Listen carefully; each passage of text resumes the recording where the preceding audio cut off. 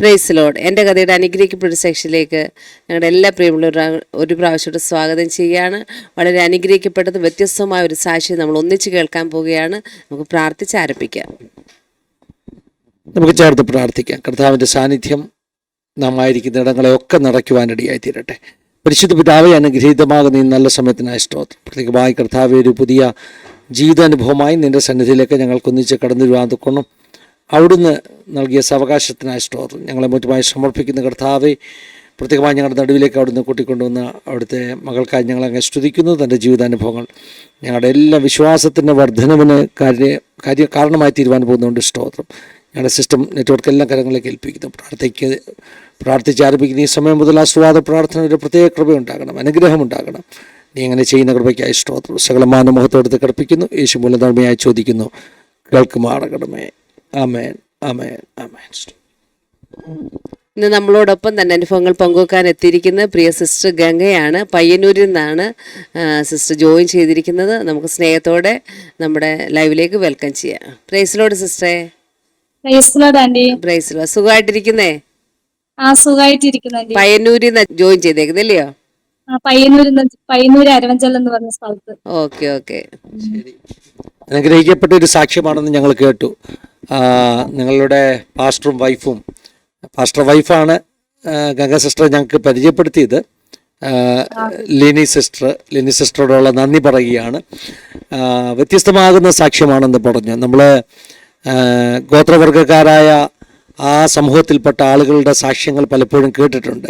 വയനാട്ടിൽ നിന്നൊക്കെയുള്ള, അട്ടപ്പാടിയിൽ നിന്നൊക്കെയുള്ള ദൈവമക്കളുടെ സാക്ഷ്യങ്ങൾ കേട്ടിട്ടുണ്ട്. ഇന്ന് നമ്മൾ കേൾക്കാൻ പോകുന്ന അതുപോലൊരു സാക്ഷ്യമാണ്.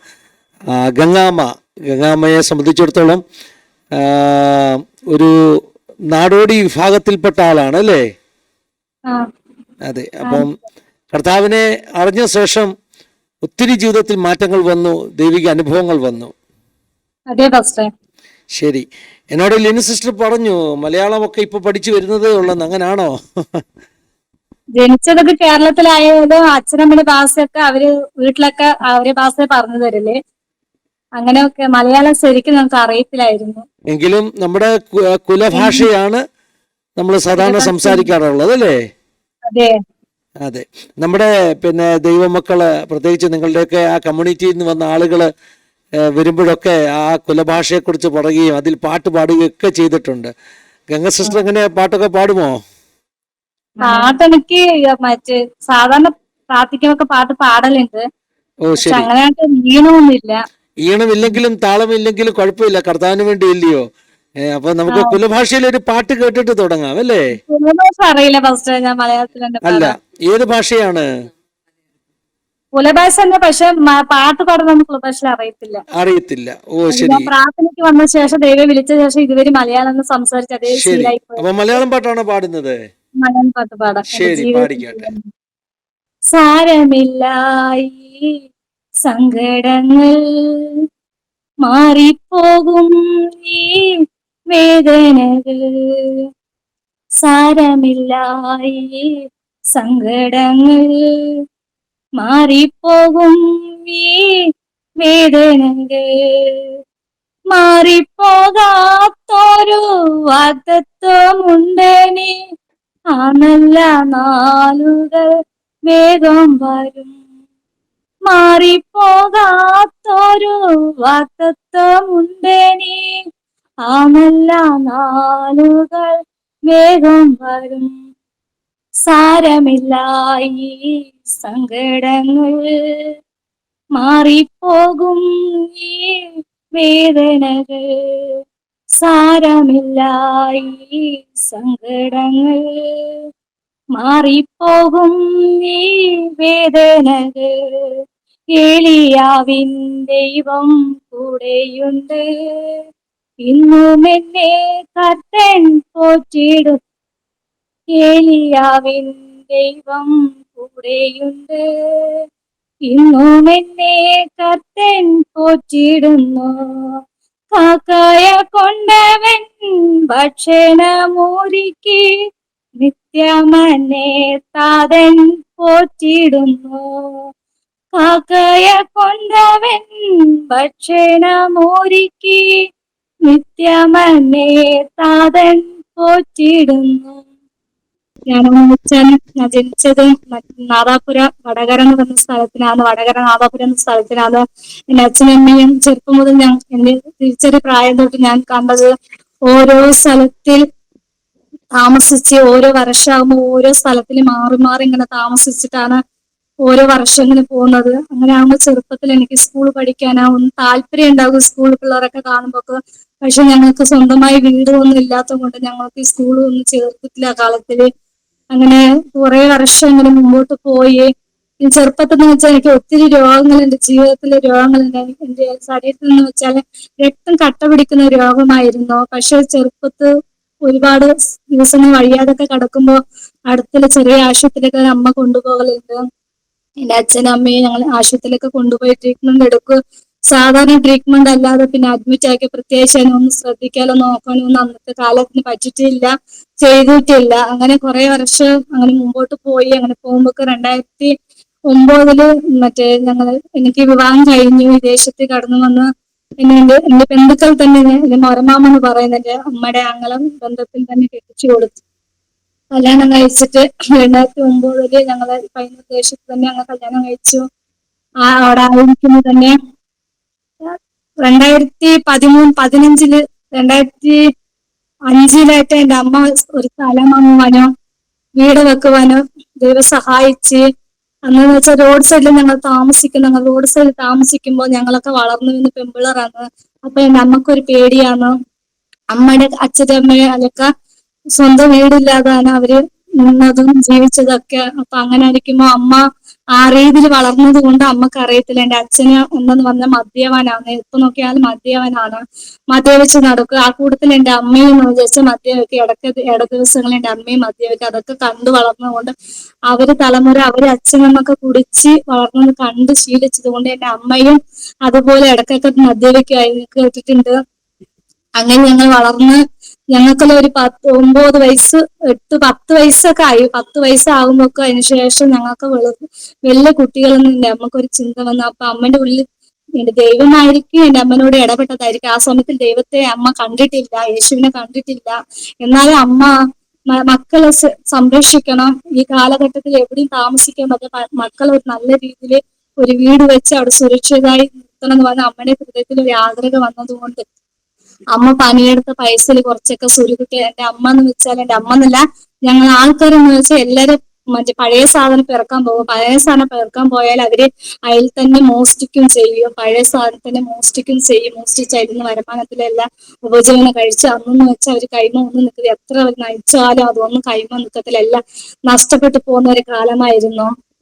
പക്ഷെ അങ്ങനെ കുറെ വർഷങ്ങൾ മുമ്പോട്ട് പോയി സ്ഥലം വാങ്ങി വീട് കെട്ടി, ചെറിയ വീടൊക്കെ കെട്ടി ഞങ്ങൾ അവിടെ തന്നെ താമസിക്കുവാനിടയായി. അരിഞ്ചൽ ദേശത്ത് തന്നെ താമസിക്കുവാനിടയായി. അങ്ങനെ കുറച്ചു കാലം അങ്ങനെ മുമ്പോട്ട് പോകുമ്പോൾ 2009 എനിക്ക് എന്റെ ബന്ധത്തിൽ തന്നെ വിവാഹം കഴിച്ചു കൊടുത്തു. വിവാഹം കഴിച്ച ശേഷം എന്നെ കൊണ്ട് എന്റെ ഭർത്താവിന്റെ വീട്ടിലേക്ക് ഞാൻ വന്ന ശേഷം ഞാൻ അവിടെ വീട്ടിൽ നിൽക്കുമ്പോൾ ഒരു ദിവസം ദേവദാസൻ 2009 ഞങ്ങളുടെ ഇടയില് കർത്താവിന്റെ വേലക്കായി ദൈവത്തെ കുറിച്ച് സത്യ ദൈവത്തെ ഞങ്ങളുടെ ഇടയിൽ പറയുവാനായിട്ട് ദാസന് കുടുംബം കടന്നു വന്നു. ഇതുവരെ ഞങ്ങൾ കാണാത്ത സ്നേഹം ആ ദേവദാസ കുടുംബത്തിൽ കാണുവാൻ ദൈവം സഹായിച്ചു. ഞങ്ങൾ തലമുറകളെന്ന് വെച്ച ഒത്തിരി നിന്ദപ്പെട്ടവരാണ്. നാട്ടുകാർ കാണുമ്പോൾ ഞങ്ങൾ വെറുക്കുമായിരുന്നു. ഒരു കടലിന് മുമ്പിൽ പോയി നിൽക്കാൻ കഴിയത്തില്ല എന്ന് വെച്ചാല് മുറുക്കി തുപ്പിട്ട് അങ്ങനെയാണ് ഞങ്ങളുടെ ബന്ധുക്കൾ, ഞങ്ങളുടെ തലമുറകൾ അങ്ങനെ വളർന്നത്. അങ്ങനത്തെ ഒരു ശീലമായതുകൊണ്ട് പെട്ടെന്ന് ഞങ്ങളുടെ ഇടയിൽ ദേവദാസൻ കുടുംബം കടന്നു വന്നു. ഞങ്ങളുടെ സ്വന്തം മക്കളെ പോലെ ഞങ്ങൾ കഴിക്കുന്ന ഭക്ഷണത്തിൽ നിന്ന് അവര് വൃത്തി മനോഹരം ഒന്നും നോക്കിയിട്ടില്ല. പക്ഷെ ഞങ്ങളുടെ കഴിക്കുന്ന ഭക്ഷണത്തിൽ അവർ വാങ്ങിച്ച് കഴിക്കുവാനോ അവർക്കുള്ളത് ഞങ്ങൾക്ക് തരുവാനോ അത്രമാത്രം ഞങ്ങള് നടത്തിയതെന്ന് ആ സ്നേഹം ഞങ്ങൾക്ക് ഒത്തിരി മനസ്സിലായി. അന്നാലാണ് കർത്താവ് യേശുവിനെ കുറിച്ച് ദൈവത്തെ സ്നേഹിക്കുന്നവരുടെ മനസ്സ് ഇങ്ങനെ ആയിരിക്കും ഞങ്ങൾക്ക് തോന്നുവാനിടയായി. അന്നേരം തൊട്ട് ഞങ്ങൾക്ക് താല്പര്യം ദൈവദാസി സേവിക്കുന്ന ദൈവത്തെ ഞങ്ങൾ സേവിക്കണമെന്ന് ഞങ്ങളുടെ ഹൃദയത്തിൽ ഒരു താല്പര്യം ഉണ്ടായിരുന്നു. അങ്ങനെയാണ് 2009 വരെ പ്രവർത്തനയ്ക്ക് വന്നു ദൈവത്തെ കുറിച്ച് പറഞ്ഞു. അങ്ങനെ ഒരു വർഷം ഞങ്ങളുടെ ഇടയിൽ വന്ന് ദൈവത്തെ കുറിച്ച് പറയുവാനൊക്കെ ഇടയായി. 2010 ദൈവസന്നിധി പോകുവാൻ താല്പര്യപ്പെട്ട് ഞങ്ങൾ കുടുംബമായി ദൈവസന്നിധി കടന്നു ചെല്ലുമ്പോൾ ഞങ്ങൾക്ക് 2009 കല്യാണം കഴിഞ്ഞത്. കല്യാണം കഴിഞ്ഞിട്ട് ഒരു കൊല്ലമായിട്ട് എനിക്ക് മക്കളില്ലായിരുന്നു. എനിക്ക് മക്കളെന്ന് വെച്ച് എന്റെ കൂടെ എന്റെ വിവാഹം കഴിച്ച ദിവസങ്ങളിൽ തന്നെ വിവാഹം കഴിച്ച രണ്ടാളുണ്ടായിരുന്നു എന്റെ ബന്ധുക്കൾ തന്നെ. അവർക്ക് രണ്ടാൾക്കും ഒരാൾക്ക് ഗർഭിണിയായി, ഒരാൾക്ക് കുഞ്ഞിന് പ്രസവിക്കാനായി. പക്ഷെ എനിക്ക് ഒരു കൊല്ലമായിട്ട് ഈ ഒരു കുഞ്ഞുങ്ങളില്ലാത്തത് കൊണ്ട് എല്ലാത്തിനും ഒരു അടുത്തുള്ളവർക്ക് തന്നെ ഒരു സംസാര രീതി ഒന്നും അവർക്ക് അറിയത്തില്ലല്ലോ. ദൈവം തരുന്ന സമയമല്ലേ നമുക്ക് വാങ്ങേണ്ടത്. പക്ഷെ ഇത് വാക്കുകൾ കേൾക്കുമ്പോൾ എനിക്ക് ഹൃദയത്തിൽ ഒരുപാട് വേദനകൾ ഉണ്ടായിരുന്നു. അപ്പൊ ഞാൻ ഒറ്റയ്ക്കല്ലേ ഇരുന്നു ഞങ്ങൾക്ക് അറിയുമായിരുന്നു. ആദ്യം പ്രാർത്ഥനയ്ക്ക് കാലത്തിന് ദൈവമുണ്ട്, യേശു ഉണ്ടെന്ന് എനിക്ക് വിശ്വാസം വന്ന ശേഷം ഞാൻ ഒറ്റയ്ക്ക് ദൈവം പ്രാർത്ഥിക്കുമായിരുന്നു. ദേവദാസൻ നിങ്ങൾക്ക് പറഞ്ഞു തന്നിട്ടുണ്ട്, നിങ്ങൾക്ക് എന്ത് കഷ്ടം വന്നാൽ ദൈവസന്നിധി ഇരുന്ന് പ്രാർത്ഥിച്ച കർത്താവിനെ വിശ്വസിക്കും നിങ്ങൾ, ദൈവം സകലത്തിൽ നിങ്ങൾക്ക് തരും എന്ന് പറഞ്ഞിട്ടുണ്ട്. ആ വിശ്വാസം ഞങ്ങളുടെ ഉള്ളിൽ ഞങ്ങൾ പോയി ഒറ്റയ്ക്ക് ഇരുന്ന് പ്രാർത്ഥിക്കുക. അങ്ങനെ ചർച്ചിലേക്ക് പോകാൻ താല്പര്യമായതുകൊണ്ട് ഞങ്ങൾ പോയി. 2010 ഞങ്ങൾ ആലയത്തിൽ കടന്നു ചെല്ലാൻ ഇടയായി. അങ്ങനെ സഭയിൽ പോകുമ്പോ അവിടുന്ന് ദേവദാസി എന്റെ അടുത്ത് പറഞ്ഞത്, ദേവദാസിന്റെ മാതാവായിരുന്നു. മാതാവ് എന്റെ അടുത്ത് ഞാൻ പ്രാർത്ഥിച്ചുകൊണ്ടിരിക്കുമ്പോ ആ മാതാവിന് ദൈവാത്മ ഇടപെട്ടിട്ട് എന്റെ വിഷമങ്ങളോട് പറയുവാനും ആ അമ്മച്ചി എന്റെ അടുത്ത് വന്ന് പറഞ്ഞു, മക്കളെല്ലാം ഭാരപ്പെടുന്നില്ല ദൈവം എന്റെ അടുത്ത് പറഞ്ഞായിരുന്നു. പക്ഷെ എനിക്ക് യേശുവിനെ കുറിച്ച് വിശ്വാസം ഉണ്ടെങ്കിൽ, ഹൃദയത്തിൽ യേശുവിന്റെ വിശ്വാസം ഉണ്ടെങ്കിൽ ഞാൻ ഇപ്പൊ ഒരു വെള്ളം പ്രാർത്ഥിച്ച് നിനക്ക് തരാം. നിനക്ക് വിശ്വസിക്കുന്ന ദൈവം മഹത്വം കാണും, ദൈവത്തിന് മഹത്വം വെളിപ്പെടുത്തുന്നു പറഞ്ഞു. ഞാൻ പറഞ്ഞു ഞാൻ വിശ്വസിക്കാണ്ടെന്ന് പറഞ്ഞു. അന്നേരം ഞാൻ പ്രാർത്ഥിച്ച് വെള്ളം കുടിച്ച ശേഷം ഒരു അത്ഭുതം കാണുമെന്ന് പറഞ്ഞു. അതുപോലെ ഞാൻ അന്ന് വൈകുന്നേരം ആന്റിയുടെ താമസത്തിലേക്ക് ഞാൻ കടന്നു ചെല്ലും. അന്നേരം പ്രാർത്ഥിച്ച് അതുപോലെ ദൈവത്തോട് പ്രാർത്ഥിച്ച് ഒരു വെള്ളം നിന്ന് വളർന്നെന്ന് പറഞ്ഞ് 3 മാസത്തിനുള്ളിൽ നീ ഗർഭിണി, അത് നിശ്ചയമായി നീ വിശ്വസിച്ച് കർത്താവ് നിനക്ക് അത്ഭുതങ്ങൾ ചെയ്യുന്നു പറഞ്ഞു. അതുപോലെ ആ വെള്ളം വാങ്ങിച്ചു കുടിച്ചിട്ട് വന്നിട്ട് 3 മാസം ആകുമ്പോൾ പിന്നിട്ട് എനിക്ക് ഗർഭിണിയാണ്. ഡേറ്റൊക്കെ എനിക്ക് അത്ര ഓർമ്മയില്ല ഗർഭിണിയാണ് ഡേറ്റ്. പക്ഷെ 3 മാസം അമ്മച്ചി പറഞ്ഞ അതേ സമയത്തിന് ഗർഭിണിയാണ്. ഭർത്താവ് 2012 സ്ഥാനപ്പെട്ട് കർത്താവിനോട് ചേർന്ന്. അന്നേരമൊക്കെ എനിക്ക് എന്താന്ന് വെച്ചാൽ സ്ഥാനപ്പെടാൻ ആഗ്രഹം കണ്ടോ. പക്ഷെ എന്റെ ചെറിയമ്മ ഒക്കെ ചർച്ചിൽ പോന്നവരാണ്, ആലയത്തിന് പോന്നവരാണ്. പക്ഷെ എന്റെ അലാമൊക്കെ പറഞ്ഞത്, ദൈവത്തെ സ്ഥാനപ്പെട്ട ഇപ്പൊ ഇരിക്കുന്ന ജീവിതമല്ല നിങ്ങൾ ജീവിക്കുന്നത്, യഥാർത്ഥ കർത്താവിന് വേണ്ടി എന്ത് കഷ്ടം വന്നാലും സഹിക്കണോ, എന്ത് വന്നാലും ഒരു നാവിന് പോലെ ഒരു കള്ളന്നൊരു വാക്ക് വരാൻ പാടില്ല, മറ്റുള്ളവരെ ഒരു നാല് ദുഷിക്കാനോ കുറ്റം വിധിക്കാനോ ഒന്നും പാടില്ല. അങ്ങനത്തെ ഒരു ജീവിതം കർത്താവിന് വേണ്ടി ജീവന് വേണ്ടി കൊടുക്കുന്ന ഒരു അവസ്ഥ വരും. അതിൽ നിന്ന് പിടിച്ചു നിൽക്കുമെന്ന് പറയുമ്പോൾ ഞങ്ങൾക്ക് അത്രയ്ക്ക് ദൈവത്തോട് അടുക്കുവാൻ, യേശുവിന് ഞങ്ങൾക്ക് വിശ്വാസമാണ്, ഇഷ്ടമാണ്. പക്ഷെ സ്ഥാനപ്പെട്ടാലേ ഇതിന് ശേഷം അങ്ങനെ ഇങ്ങനത്തെ ഒരു ജീവിതം വരുന്നു കാണുമ്പോൾ തന്നെ ഞങ്ങൾക്ക് പേടിയായി പോയി. പിന്നെ അതിന് ശേഷം തെറ്റ് ചെയ്ത് ഒരിക്കലും ദൈവം ക്ഷമിക്കുകയില്ലല്ലോ അന്ന് ഓർത്തിട്ടാണ് ഞങ്ങൾ പിന്നെ സ്ഥാനപ്പെടാതെ 2012 സ്ഥാനപ്പെടാതെ എന്റെ ഭർത്താവ് മാത്രം സ്ഥാനപ്പെട്ടത്. എന്റെ ഭർത്താവ് എന്താന്ന് വെച്ചാൽ കല്യാണം കഴിക്കാത്ത മുമ്പ് മദ്യപാനായിരുന്നു, നല്ല കഞ്ചാവ് അടിക്കും, നല്ല മദ്യപാനിക്കും. പക്ഷെ അത്രയ്ക്ക് എനിക്ക് അറിയത്തില്ല. ബന്ധത്തിലായത് കൊണ്ട് ദൂരെ കെട്ടിച്ചു കൊടുത്താൽ മക്കളെ കാണാൻ പറ്റത്തില്ല ഓർത്ത് ബന്ധത്തിനെ അമ്മ കെട്ടിച്ചു കൊടുത്തത്. പിന്നെ വിശ്വാസത്തിൽ വന്ന ശേഷം 2010 ദൈവസേന കടന്നു വന്ന ശേഷം എല്ലാം മദ്യപാനം ഉപേക്ഷിച്ചു യഥാർത്ഥ കർത്താവ് മതി എന്ന് പറഞ്ഞു വന്ന ഒരു മകനാണ്. അതിന്റെ വിശ്വാസം അതിനുശേഷം സ്ഥാനപ്പെട്ട ശേഷം അത്രമാത്രം ദൈവസ്ഥന് വിശ്വസത്തോടെ നിന്ന ഒരു മകനാണ്. പ്രാർത്ഥന വെച്ച് എവിടെ പ്രാർത്ഥന എന്ന് വെച്ചാൽ മുടങ്ങി നിൽക്കുന്ന രാത്രിയാണ് അടുത്ത് ഏതെങ്കിലും ഒരു ഭവനത്തിൽ പ്രാർത്ഥന എന്ന് വെച്ചാൽ രാത്രി എന്നെയും കൂട്ടിയിട്ട് ബൈക്കിൽ കയറ്റി കൊണ്ടുപോകുക. അങ്ങനത്തെ ഒരു വിശ്വാസ ജീവിതത്തിൽ എന്തായാലും അങ്ങനെ ആയിരിക്കുന്ന സമയങ്ങളിൽ തന്നെ ദൈവദാസനെ കൂടി ദൈവാത്മ ഇടപെട്ട് ഇവന് വേണ്ടി പ്രാർത്ഥിക്കാൻ. എന്റെ ഭർത്താവിന്റെ പേര് മുരുകനാണ്. അപ്പൊ ദൈവാത്മ ഇടപെട്ട് മുരുകന് വേണ്ടി പ്രാർത്ഥിക്കാൻ പിന്മാറ്റുന്ന ലക്ഷണങ്ങൾ അറിയുന്നില്ല. അപ്പൊ ദേവദാസ് എന്റെ അടുത്ത് വന്ന് പറഞ്ഞു, നീ ശക്തമായി പ്രാർത്ഥിക്കണം, പിന്മാറി പോകുന്ന പോലെ ദൈവാത്മ ഇടപെട്ടത്. പക്ഷെ അന്ന് ആ സമയത്തിൽ എനിക്ക് ആദ്യം വിശ്വാസത്തിൽ വന്നതുകൊണ്ട് ആ സമയത്ത് അത്രമാത്രം ഞാൻ ഉൾക്കൊള്ളാൻ പറ്റിയില്ല.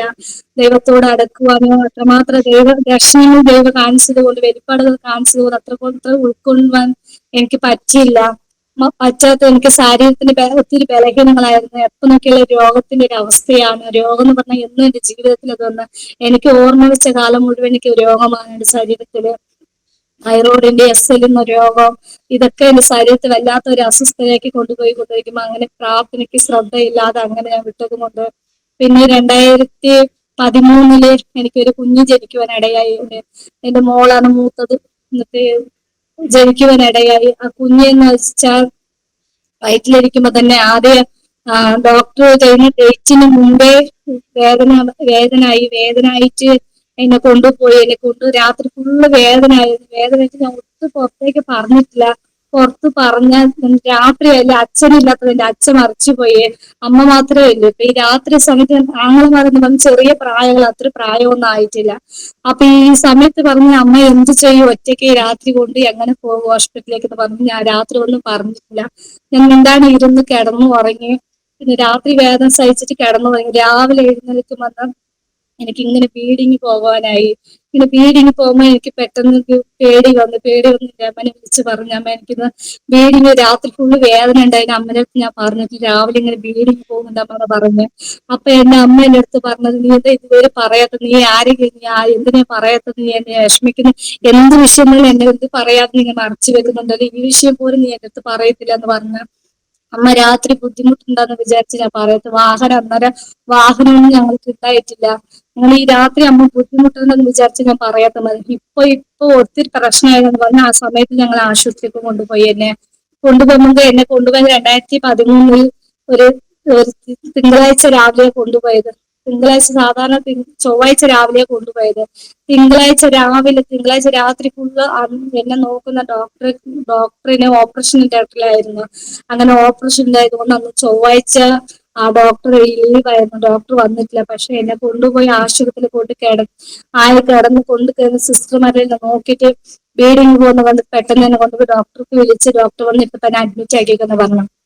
അങ്ങനെ എന്നെ കൊണ്ട് അഡ്മിറ്റ് ആക്കിയ ശേഷം പിന്നെ ഡോക്ടർ പറഞ്ഞു ഇഞ്ചക്ഷന് മരുന്നൊക്കെ അവർ തന്നു, ഗുളികയൊക്കെ തന്നു. എന്നിട്ട് വേദന വരുന്നെന്ന് ചോദിക്കുമ്പോ എനിക്ക് ഒത്തിരി വേദന ഒന്നും അനുഭവപ്പെട്ടില്ല. എനിക്ക് സാധാരണ ചെറുങ്ങനെ ഒരു വേദനയെ കാണുന്നുള്ളൂ, പക്ഷെ ബ്ലീഡിങ് പോകുന്നുണ്ട്. ചെറുങ്ങനെ ഒരു വേദന വരുമ്പോ ഞാൻ വിചാരിച്ചു ഇതാണ് വേദന എന്ന് വെച്ച് വേദന ഉണ്ട്. അപ്പൊ സിസ്റ്റർ പിന്നെ എന്നെ വെച്ച് ലാബ് റൂമിൽ കൊണ്ടുപോയി സ്കാനിങ്, അവര് ഇടയ്ക്കിടയ്ക്ക് സ്കാനിങ് എടുത്ത് നോക്കും, കുഞ്ഞിന്റെ അനക്കണ്ടോ നോക്കാൻ വേണ്ടി കൊണ്ടുപോകും. അങ്ങനെ എന്നെ കൊണ്ടുപോകുമ്പോഴൊക്കെ സിസ്റ്റർമാർ തമ്മിൽ പറയുന്ന അനക്കമില്ലാത്തവർ എന്റെ അടുത്ത് ചോദിക്കുന്നത് അനക്കണ്ടോ ചോദിക്കുമ്പോൾ ഞാൻ പറയുന്നു എനിക്ക് അനക്കണ്ട് സിസ്റ്റർ എന്ന് പറയുമ്പോ, അല്ല എനിക്ക് അനക്കം കാണുന്നു, നീ ശരിയാണ് പറയുന്നത്, അല്ല ഞങ്ങൾക്ക് അനക്കണ്ട്, എനിക്ക് ഒത്തിരി അതിന് അനുഭവം ഒന്നും ആദ്യത്തെ കുഞ്ഞായത് കൊണ്ട് അതിനൊന്നും അറിയാത്തത് കൊണ്ട് എനിക്ക് അനക്കണ്ടെന്ന് പറഞ്ഞു. പിന്നെ സിസ്റ്റർ കൊണ്ട് വാർഡിലാക്കിയിട്ട് പിന്നെ ഒരു അരമണിക്കൂർ കഴിഞ്ഞ് ഇടവിട്ട്, അരമണിക്കൂർ എന്നല്ല 10 മിനിറ്റ്, സാധാരണ എല്ലാവരും അരമണിക്കൂർ കഴിഞ്ഞിട്ട് ഓരോ സഹോദരിമാർ കൊണ്ടുപോകുമ്പോൾ എന്നെ 10 മിനിറ്റ് ഇടവിട്ട് സിസ്റ്റർമാർക്ക് തന്നെ ഒരു സംശയം അണക്കല്ലെന്ന് പറഞ്ഞിട്ട് ഒരു 10 മിനിറ്റ് ഇടവിട്ട് എന്നെ കൊണ്ടുപോയി എടുത്ത് നോക്കുമ്പോഴൊക്കെ കുഞ്ഞിനെ അണക്കല്ലെന്ന് പറഞ്ഞ് സിസ്റ്റർമാരൊക്കെ വന്ന് പറയുന്നുണ്ടായിരുന്നു. ഒത്തിരി എന്റെ ശരീരം ഒത്തിരി ബലഹീനങ്ങളായി പോയി പറഞ്ഞു. ഞങ്ങൾ സ്കാനിങ് ചെയ്ത് മറ്റേ ഇതൊക്കെ നോക്കുമ്പോ കുഞ്ഞിക്ക് അനക്കം ഒട്ടില്ല. പക്ഷെ അവളടുത്ത് പേഷ്യന്റ് ചോദിക്കുമ്പോ അവൾ അനക്കം എന്തിനാ പറയുന്നത്, രാവിലെ തൊട്ട് അതന്നെ പറഞ്ഞു, ഇതുവരെ അനക്കം കാണില്ല, കമ്പ്യൂട്ടറിലൊക്കെ ഒന്നും അനക്കം കാണുന്നില്ലെന്ന് പറഞ്ഞപ്പോ ഡോക്ടർ പേടിയായി. ഡോക്ടർ അപ്പൊ തന്നെ ഞാൻ വരാന്ന് പറഞ്ഞു. ഡോക്ടർ അപ്പൊ തന്നെ വന്നു. ഡോക്ടർ അടന്നു വരുന്നപ്പോ വന്ന് എന്റെ അടുത്ത് മറ്റേ ആശുപത്രിയിൽ ലാബ് റൂമിൽ കിടത്താൻ പറഞ്ഞു. ലാബ് റൂമിൽ കിടത്തുമ്പോ ഡോക്ടർ നോക്കുമ്പോ കുഞ്ഞുള്ളിൽ തന്നെ ശ്വാസം മുട്ടി കുഞ്ഞുള്ളിൽ തന്നെ ശ്വാസം കിട്ടാതെ തൂറിപ്പോയി എന്ന് ഡോക്ടർ പറഞ്ഞു. അപ്പൊ അന്നെന്ന് വെച്ചാൽ എന്റെ അമ്മ അതിന് മുമ്പില് പറഞ്ഞാല് വിഗ്രഹത്തെ സേവിക്കും, നല്ലോണം വിഗ്രഹത്തെ പ്രാന്തി എന്ന് പറഞ്ഞാല് ദൈവങ്ങൾ എന്ന് പറഞ്ഞിട്ട് അതിന്റെ ഫോട്ടോ കൊണ്ടുവന്ന് വീട്ടിൽ വെച്ചിട്ട് റൂമിൽ കൊണ്ട് വിളക്ക് കത്തിച്ചിട്ട് അങ്ങനെ വർഷത്തിന് ഒരിക്കൽ എന്റെ അമ്മ ഞങ്ങളുടെ വീട്ടിൽ ഓരോ സ്ഥലം എന്ന് പറഞ്ഞാല് ഞങ്ങൾ ബന്ധുക്കൾ വെക്കേഷൻ വരുന്നത് പോലെ ഞങ്ങളുടെ ഭവനങ്ങൾ കടന്നു വന്നാല് ഓരോ തലമുറ നഷ്ടപ്പെട്ടു. ഞങ്ങൾ പാരമ്പര്യം എന്ന് വെച്ചാൽ മരണപ്പെട്ടു പോകുന്ന ഓരോ വർഷത്തിൽ ഓരോ ആളും അങ്ങനെ മരിച്ചു പോകുന്ന ഒരു രീതിയാണ് ആ കാലം തൊട്ട്. അങ്ങനെ ഞങ്ങളുടെ വീട്ടിൽ വന്ന് താമസിക്കാൻ വന്ന ഏഴാമന്റെ കുഞ്ഞ് അങ്ങനെ മരിച്ചു പോകാൻ ഇടയായി. 5 വയസ്സ് കുഞ്ഞ് മരിച്ചു പോകാൻ വെറുതെ ഇങ്ങനെ കളിച്ചുകൊണ്ടിരിക്കുമ്പോ കാല് തെറ്റി വീണ് മരിച്ചു പോയി. ഇതൊക്കെ കണ്ട് ഈ 2013 അങ്ങനെ ഒരു അനുഭവം ജീവിതത്തിൽ കുഞ്ഞ് മരിച്ചു പോയിരുന്ന ഒരു അനുഭവം എന്റെ അമ്മക്ക് വല്ലാത്ത പ്രയാസം വന്ന് കരച്ചിലായിരുന്നു. എന്റെ അമ്മ അതുവരെ ഞാൻ വിശ്വാസത്തിൽ വന്ന് എന്നെ കണ്ടിട്ട് എന്റെ അമ്മ ദൈവത്തെ വിശ്വസിക്കും, എന്നാലും ആ പ്രാർത്ഥിക്കുന്ന മൊത്തം വിഗ്രഹത്തെ ആയിരിക്കണം. പക്ഷെ അങ്ങനെ 2013 എന്റെ അനുഭവം എന്ന് പറഞ്ഞാൽ ആ കുഞ്ഞ് കുഞ്ഞ് കിട്ടത്തില്ല എന്ന് ഡോക്ടർ പറഞ്ഞു. ഇപ്പൊ തന്നെ ഓപ്പറേഷൻ ചെയ്ത് എടുത്തില്ലെങ്കിൽ ഇവളുടെ ശരീരം ഒത്തിരി വീക്കാന്ന് ഡോക്ടർ പറഞ്ഞത് കൊണ്ട് അമ്മ സമ്മതിച്ച് എടുക്കാൻ വേണ്ടി എല്ലാരും ഒപ്പ് വാങ്ങിച്ച് സമ്മതിച്ച് പക്ഷെ കൊണ്ടുപോകാത്ത മുമ്പേ എന്റെ അമ്മ ഒന്ന് തീരുമാനിച്ച് ഈ ഈ എന്റെ മോൾ സേവിക്കുന്ന ജീവനുള്ള ദൈവമാണെങ്കിൽ നിശ്ചയമായി പറഞ്ഞു ഇന്ന് ഈ സമയത്ത് എന്റെ എല്ലാ സാധനം ഞാൻ വിളിച്ചറിഞ്ഞിട്ട് ഞാൻ ഇതുവരെ ഇത്രയും വർഷങ്ങൾ സേവിച്ച വിഗ്രഹത്തെ മുഴുവൻ ഞാൻ എടുത്തു തന്നിട്ട് ആ സത്യ ദൈവത്തെ ഞാൻ വിളിച്ച് അപേക്ഷിക്കുന്നു പറഞ്ഞു. എന്റെ അമ്മ ഹോസ്പിറ്റലിൽ തന്നെ ഇരുന്ന് കരയുവാനിടയായി. അന്നേരം പെട്ടെന്ന് ഡോക്ടർ ഓപ്പറേഷൻ തിയേറ്ററിൽ പെട്ടെന്ന് കേൾക്കുന്നത് പറഞ്ഞു എന്നെ കയറ്റി നഴ്സ് തന്നെ ഓപ്പറേഷൻ ചെയ്യാനും ഡോക്ടർമാർ ഇഞ്ചക്ഷൻ ഒക്കെ വെച്ച് അങ്ങനെ ഓപ്പറേഷൻ ചെയ്ത് ഇങ്ങനെ വയറ് കീറുന്ന ഞാൻ അങ്ങനെ എനിക്ക് അറിയാം. എന്റെ ശരീരം മാത്രമേ തളർന്നിട്ടില്ല, കണ്ണൊക്കെ എനിക്ക് മയക്കമൊന്നുമില്ല അത്രയ്ക്ക്. അപ്പൊ എടുക്കുമ്പോ വയറ് കീറി അങ്ങനെ എടുക്കുമ്പോ ഒരു വല്ലാത്ത ഒരു ഒച്ച എന്റെ വയറ്റിനുള്ളിൽ വെച്ച് മറ്റേ ഓൾസ് മറ്റേ നല്ല മുറുക്കിയുള്ള സ്ഥലത്ത് ഒരു ഓൾസ് പറിച്ചിട്ട് എങ്ങനത്തെ ഒരു ഒച്ച വരെ, അങ്ങനത്തെ ഒരു ഒച്ച, പെട്ടെന്ന് ഒരു ഒച്ച എന്റെ കുഞ്ഞിനെടുക്കുമ്പോ അവിടുന്ന് ഒരു ശ്വാസം മുട്ടി നിന്ന് അവിടുന്ന് പറിച്ചെടുക്കുമ്പോ അങ്ങനത്തെ ഒരു ഒച്ച. ആ ഒച്ച വന്നപ്പോ ആ ഒച്ച കിട്ടിയപ്പോ ഡോക്ടർ എന്റെ അടുത്ത് പറഞ്ഞത് അത് എങ്ങനെ എന്റെ കുഞ്ഞിക്ക് ഒന്നും പറ്റിയിട്ടില്ല എന്ന് പറയുന്നത്. എനിക്ക് അന്നേരം ശ്രദ്ധിച്ചില്ല, ഞാൻ അന്നേരം എനിക്ക് ഒന്നും അറിഞ്ഞിട്ടില്ല. പിന്നെ ആദ്യത്തെ പ്രഷറായത് കൊണ്ട് പിന്നെ എന്നെ വാർഡിലേക്ക് മാറ്റിയ ശേഷം എന്റെ അടുത്ത് ഒരു ഉമ്മ ഉണ്ടായിരുന്നു, വയറ്റില് മറ്റേ മുഴയായിട്ട് ഓപ്പറേഷൻ ചെയ്ത് കിടക്കുന്നുണ്ടായിരുന്നു. ആ ഉമ്മ എന്റെ ഈ വിഷയം ഇന്നലെ ഫുള്ള് എന്റെ ജീവിതത്തിൽ ഞാൻ ഓടിയത്, എന്റെ അമ്മ ഓടിയത്, ഡോക്ടർമാർ പറയുന്ന വിഷയമൊക്കെ ആ ഉമ്മ ഇരുന്നിട്ട് മറ്റുള്ളതെടുത്ത് എന്നെ കുറിച്ച് അവര് സംസാരിച്ചു കൊണ്ടുണ്ടായതാണ്. അന്നേരം എനിക്ക് ഒത്തിരി ഒരു വിഷമായിരുന്നു. പക്ഷെ ഇത് എവിടെ നിന്ന് കേട്ട ഒരു സാധാരണ ഒരാളുടെ വിഷയത്തെ ഇങ്ങനെ കേൾക്കുമ്പോൾ ദൈവം പെട്ടെന്ന് ഒരു അത്ഭുതങ്ങൾ ചെയ്യുമ്പോൾ എത്ര അനുഗ്രഹമായിരുന്നു, ഒരു ദുഃഖമായിരുന്നു ദൈവം അനുഗ്രഹിച്ചതെന്ന് ഓർത്ത് ഞാൻ ആരാന്ന് ചോദിച്ചു. പ്രസവിച്ചത് അവർക്ക് അറിയത്തില്ല, എന്നാൽ അതുവരെ എന്റെ അമ്മ അവിടുന്ന് അനുഭവിച്ച അനുഭവങ്ങൾ, ഞങ്ങളുടെ സഭയിലെ ദേവദാസി രാത്രി ഫുള്ള് ഉറക്കം കഴിഞ്ഞിട്ട് ഞങ്ങൾ ഇടയിൽ കടന്നു വന്ന് ആശുപത്രി ചുറ്റിയിരുന്ന് പ്രാർത്ഥിക്കുന്നത്, പ്രാർത്ഥന കർത്താവ് കേട്ടു. ആ വിഷയം അവര് പറയുമ്പോൾ അവർക്ക് വേണ്ടി പുറത്ത് കുറെ ആൾ ഇരിക്കുന്നുണ്ട്, കുറെ ആള് പ്രാർത്ഥിക്കുന്നവരാന്ന് തോന്നുന്നു, ഒത്തിരി ആൾ അവിടെ ഇരുന്ന് പ്രാർത്ഥിക്കുന്നുണ്ടായിന് എന്നൊക്കെ പറയുമ്പോൾ ഞാൻ എവിടെയോ സംഭവിക്കുന്നതെന്ന് ഓർത്തിട്ട് ആ ഉമ്മനെ വിളിച്ച് എവിടെ ഉമ്മ ഇതൊക്കെ എവിടെ ഉമ്മ സംഭവിച്ചെന്ന് ചോദിക്കുമ്പോഴാണ് ആ ഉമ്മ എന്നെ നോക്കി ചിരിക്കുവാൻ, നിനക്ക് ഇതുവരെ ഒരു കാര്യം അറിയില്ല. ഞാൻ പറഞ്ഞു എനിക്ക് അറിയത്തില്ല ഉമ്മ, ആരാ ഉമ്മ നീ പറയുന്നത്, നിന്നെ കുറിച്ച് തന്നെ ഇത്രയും സമയം ഞാൻ പറഞ്ഞുകൊണ്ടിരുന്നു, എനിക്ക് ആ സമയത്തിൽ എന്താ പറയണ ദൈവത്തിന് അത്രമാത്രം ഞാൻ നന്ദി പറയുമായിരുന്നു. പക്ഷെ എനിക്ക് പോലും അറിയത്തില്ല എന്റെ കുഞ്ഞിനെ നഷ്ടപ്പെട്ടത്. പക്ഷെ കർത്താവിന് അറിയാതെ എന്റെ ഒരു കുഞ്ഞിനെ ദൈവം തിരിച്ചു തന്നു. അത്ര സന്തോഷത്തോട് ഞാൻ കുഞ്ഞിനെടുക്കുവാനും ഇടയായി. അതിനുശേഷം 2013 ശേഷം എനിക്ക് വീടില്ല, എനിക്ക് സ്വന്തമായ വീട് എനിക്കെന്ന് വെച്ചാൽ എന്റെ അമ്മ ഭർത്താവിന്റെ വീടായിരുന്നു. ഭർത്താവിന്റെ വീട് ഒരു കഞ്ഞിപ്പുരയായിരുന്നു.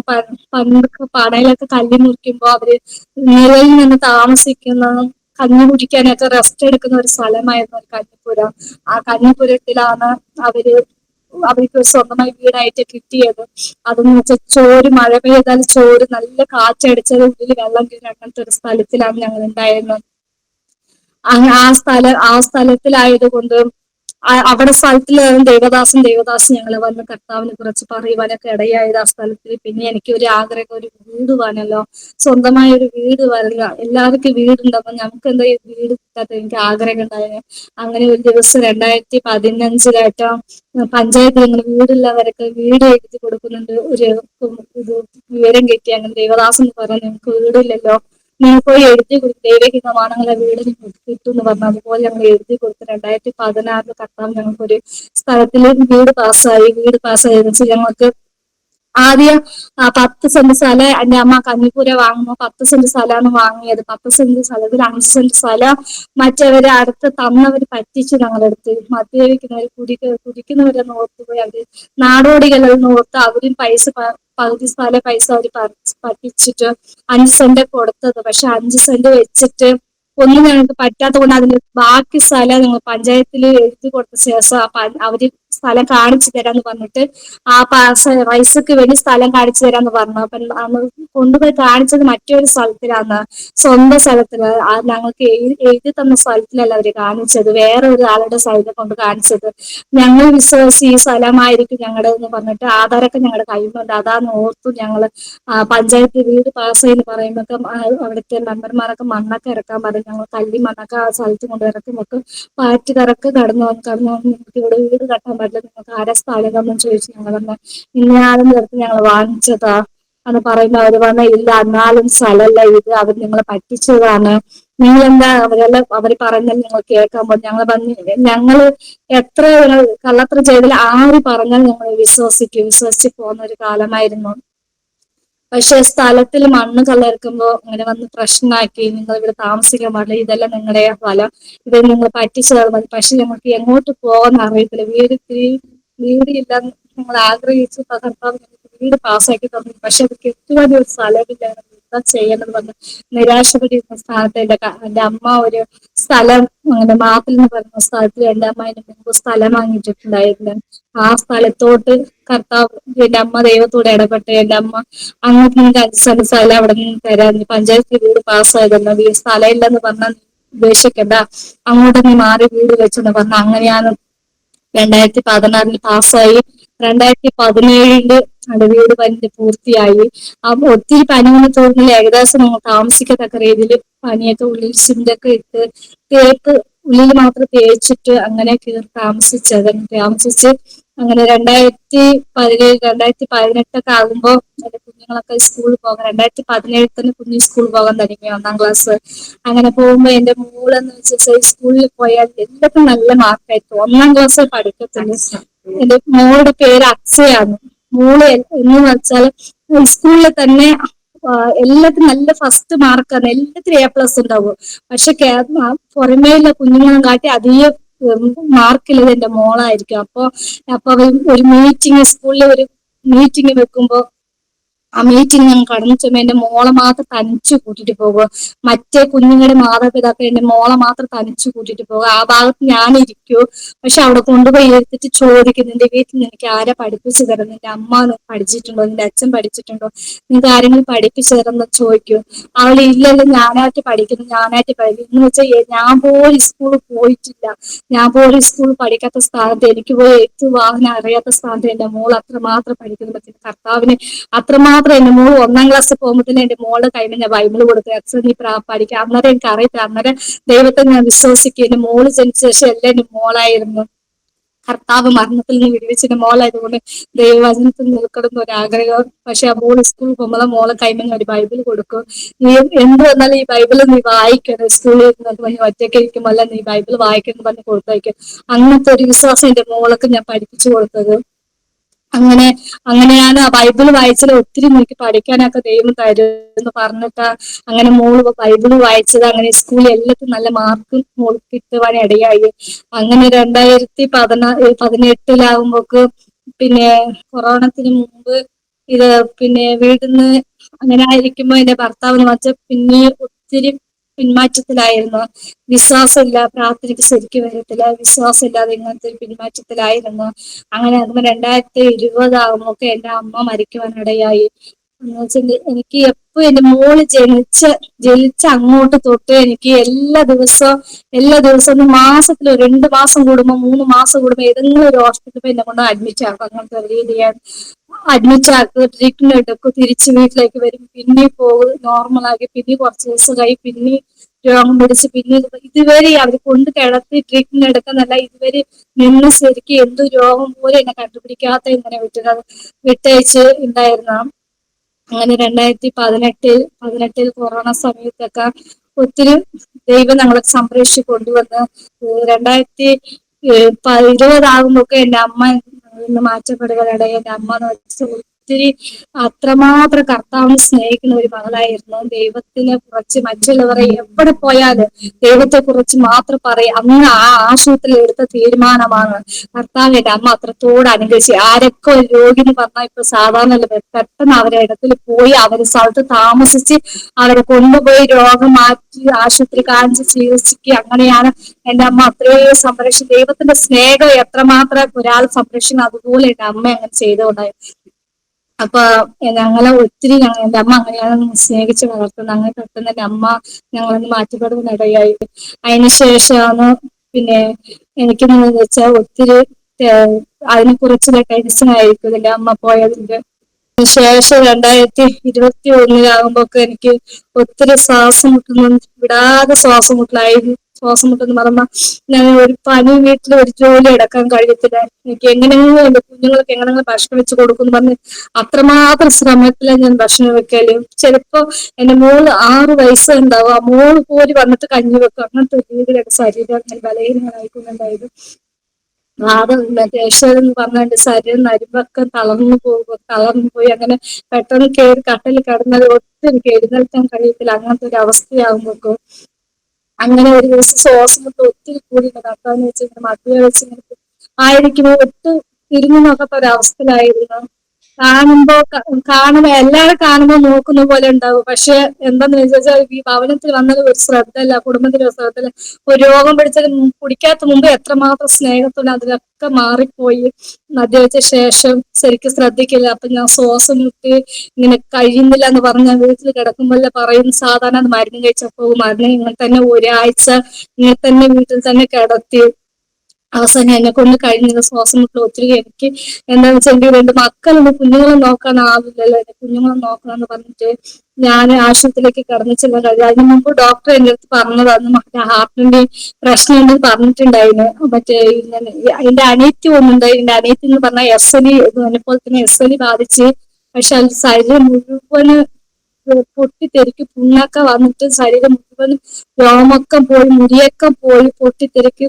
മരുഭൂമിയിൽ എങ്ങനെ വെന്ത് കീറിയത് അതുപോലെയാണ് തലമണ്ടൊക്കെ പൊട്ടിത്തെറിക്കുന്നത്, വീഴുന്നത്. പക്ഷെ അവൾക്ക് തന്നെ തിരിച്ചറിവില്ലാതെ ഓളായിരുന്നത്. കർത്താവ് ഡോക്ടർമാർ പോലും അവര് വിശ്വസിച്ചില്ല അങ്ങനെ ജീവിക്കുന്നുണ്ട്. പക്ഷെ ഡോക്ടർമാർ പോലും പറ്റത്തില്ല ഞങ്ങൾക്ക്. എത്ര ഇത് വന്നിട്ട് ബട്ടർഫ്ലൈന്റെ രോഗം എന്ന് പറയുന്നത്, ബട്ടർഫ്ലൈന്റെ ആയുസ് നീണ്ടു കിടക്കത്തില്ല, അതുപോലത്തെ ഒരു രോഗമാണ്. പക്ഷെ ഇതിന് ഞങ്ങൾക്ക് പറ്റുന്ന രീതിയിലേക്ക് അത്രമാത്രം ഒത്തിരി കൂടിപ്പോയി അവൾക്ക്. അങ്ങനെ ഞങ്ങൾക്ക് പറ്റുന്ന രീതിയിലേക്ക് ഞങ്ങൾ മരുന്ന് തരും. പക്ഷെ അവരെ രക്ഷിക്കാൻ ഞങ്ങളെ കൊണ്ട് കഴിയത്തില്ല. ഞങ്ങൾ എത്രമാത്രം ശ്രമിക്കുന്നു അത്രമാത്രം ശ്രമിക്കുന്നു, പക്ഷെ രോഗം വർദ്ധിക്കുന്നതല്ലാതെ കുറയുന്നില്ലെന്ന ഡോക്ടർമാർ പറഞ്ഞത്. അങ്ങനെയാണ് കർത്താവ്, അങ്ങനെയാണ് എന്റെ അമ്മ അതിന്റെ ടെൻഷനെ കൂടിയാണ് എന്റെ അമ്മയൊക്കെ ഉണ്ടായത് മരിക്കാത്ത മുമ്പ്. അതൊക്കെ ചേർന്നിട്ട് ഒത്തിരി ടെൻഷനായിട്ട് ഞങ്ങൾ പിന്നെ ആശുപത്രി കൊണ്ട് അവളെ കാണിക്കാറ്. പിന്നെ കുറെയൊക്കെ ഇച്ചിരി മാറ്റി പ്രാർത്ഥന ഒത്തിരി മാറി. അത് കൈമ കിട്ടത്തില്ല എന്ന് പറഞ്ഞ് ഡോക്ടർ വാദിച്ച സ്ഥലത്ത് എന്റെ കുഞ്ഞിനെ വന്നിട്ട് ഇത്രമാത്രം ദൈവം സൗഖ്യം കൊടുത്തു. പിന്നെ അവളെ പിന്നെ മാസത്തിലൊരിക്കൽ അവളെ ട്രീറ്റ്മെന്റ് കൊണ്ടുപോകാനും കൊണ്ട് കാണിക്കുമ്പോൾ തന്നെ ഒരു പ്രാവശ്യം അവളെ കൊണ്ട് കാണിക്കുമ്പോൾ എനിക്ക് പെട്ടെന്ന് ശ്വാസം മുട്ടലായി. ഞാൻ ശ്വാസം മുട്ടലാകുമ്പോൾ ഞാൻ അവിടുത്തെ ഓളെ കാണിക്കുന്ന ഡോക്ടറെ തന്നെ എനിക്ക് കാണിക്കാനായി. പെട്ടെന്ന് ശ്വാസം മുട്ടെന്ന് പറയുമ്പോൾ ഡോക്ടർ പനി ഇടയ്ക്കിടയ്ക്ക് വരുന്നതെന്ന് ചോദിച്ചാൽ അതേ പനി വരുന്നെന്ന് ചോദിച്ചു. അപ്പൊ ഞാൻ അഡ്മിറ്റ് ആക്കുന്ന ടെസ്റ്റ് ഒക്കെ എടുത്തു നോക്കണം എന്ന് പറഞ്ഞു. അങ്ങനെ എന്നെ കൊണ്ട് എന്റെ അനിയത്തിനെ കാണിക്കാൻ വന്ന സമയത്ത് എന്നെ കൊണ്ട് അഡ്മിറ്റ് ആക്കണം പറഞ്ഞു. അങ്ങനെ അഡ്മിറ്റ് ആക്കരുത്. അങ്ങനെ അഡ്മിറ്റ് ആക്കിയ ശേഷം പിന്നെ അവര് ടെസ്റ്റ് രാത്രി എന്ന രക്തം കുറവില്ല, അതുപോലെ തന്നെ ശ്വാസം മുട്ടലൊക്കെ വരുന്നത് എന്ന് പറഞ്ഞ എന്നെ രക്തം കയറ്റിയപ്പോ രക്തം കയറി രാത്രി രക്തം കയറ്റി. പിന്നെ സിസ്റ്റർമാരൊക്കെ രക്തം കയറ്റിട്ട് പോയി, അടുത്ത ദിവസം ശ്രദ്ധിക്കണമെന്ന് പറഞ്ഞ് രക്തം കയറ്റിട്ട് പോയി. അന്ന് വെച്ചാൽ ആ രക്തം കയറ്റുന്ന സമയത്ത് എനിക്ക് ഒത്തിരി ശ്വാസം മുട്ടലായിരുന്നു, ശ്വാസം വിടാനായിട്ട്. അങ്ങനെ അതുപോലെ കതുക്കുമായിരുന്നു, ശ്വാസം വിടാൻ കഴിയാത്ത. പക്ഷെ എങ്ങനെയോ ഞാൻ പ്രാർത്ഥിച്ച കിടന്നു. രാവിലത്തേക്ക് ഡോക്ടർ വരുമ്പോൾ ഞാൻ പറഞ്ഞു, ഡോക്ടറെ എന്നെ കൊണ്ട് കഴിയുന്നത് രക്തം കേൾക്കുമ്പോൾ ഒത്തിരി എന്നെ ശ്വാസം മുട്ടുന്നു, ഡോക്ടറെ ശ്വാസം വിടാൻ പറ്റുമെന്ന് പറഞ്ഞപ്പോൾ ഡോക്ടർക്ക് മനസ്സിലായി ഈ മറ്റേ ഹാർട്ടിന് പ്രശ്നമായി. ഡോക്ടർക്ക് മനസ്സിലായി. ഡോക്ടർക്ക് ശ്രമിച്ചു പെട്ടെന്ന് പോയിട്ട് നീ കണ്ണൂർ കൊയില ആശുപത്രി ഉണ്ട്, അവിടെ പോയിട്ട് ഇവര് എക്കോ എടുത്ത് നോക്കണം, എക്കോ എടുത്തിട്ട് കൊണ്ടുവന്ന് എന്റെ അടുത്ത് കാണിക്കണം എന്ന് പറഞ്ഞു. അങ്ങനെ ഞാൻ എന്റെ അനിയത്തിനെ കൂട്ടിട്ട് മറ്റേ കണ്ണൂരിലേക്ക് പോയി ആശുപത്രി കയറി ഞങ്ങൾ ടെസ്റ്റ് എടുക്കാൻ തുടങ്ങി. ഞങ്ങൾ എക്കോ ടെസ്റ്റ് എടുക്കുമ്പോൾ എക്കോയില് പറഞ്ഞത് മറ്റേ വാൽവ് ചുരുങ്ങിയിട്ടായുള്ളത്, ശ്വാസകോശത്തിന് പ്രശ്നമുള്ളത്.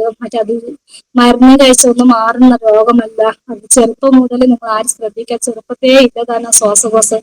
ഇത് ഇപ്പൊ വന്നിട്ട് കൂടിപ്പോയി. അത് ഒന്നും ചെയ്യാൻ, ഓപ്പറേഷൻ അല്ലാതെ വേറെ ഒന്നും ചെയ്യാൻ പറ്റില്ല. നിങ്ങൾ പെരിയാർ മെഡിക്കൽ കോളേജ് എഴുതി തരാം, അവിടുത്തെ ഒരു നല്ല ഡോക്ടർ ഉണ്ട്, സബാസ്ന എന്ന് പറഞ്ഞ ഡോക്ടർ ഉണ്ട്. ആ ഡോക്ടറെ നീ കൊണ്ട് കാണിച്ചാൽ മതി എന്ന് ആ ഡോക്ടർ ബാക്കിയൊക്കെ അവിടെ പറയും. അവര് പറയുന്ന പോലെ വേറെ ഒന്നും ചെയ്യാൻ നിൽക്കലെന്ന് പറഞ്ഞു. അങ്ങനെയാണ് ഞങ്ങൾ ആ അടുത്ത മെഡിക്കൽ കോളേജ് ആശുപത്രി ഞാൻ കൊണ്ടുപോയത്. അങ്ങനെ കൊണ്ടുപോയി പിറ്റേ ദിവസം തന്നെ അവിടുത്തെ ഡോക്ടറെ കൊണ്ട് കാണിക്കുമ്പോൾ ഡോക്ടർ റിപ്പോർട്ട് നോക്കിയിട്ട് പറഞ്ഞ് എനിക്കിത് എപ്പോ തൊട്ട് ഉണ്ടെന്ന് ഞാൻ പറഞ്ഞു, ഇതുവരെ എനിക്കൊന്നും അറിയത്തില്ല പറഞ്ഞു. അപ്പൊ ഡോക്ടർ ചില ലക്ഷണങ്ങൾ എൻ്റെ അടുത്ത് ചോദിച്ചു, ഇതൊക്കെ എന്താന്ന് ചോദിച്ചു.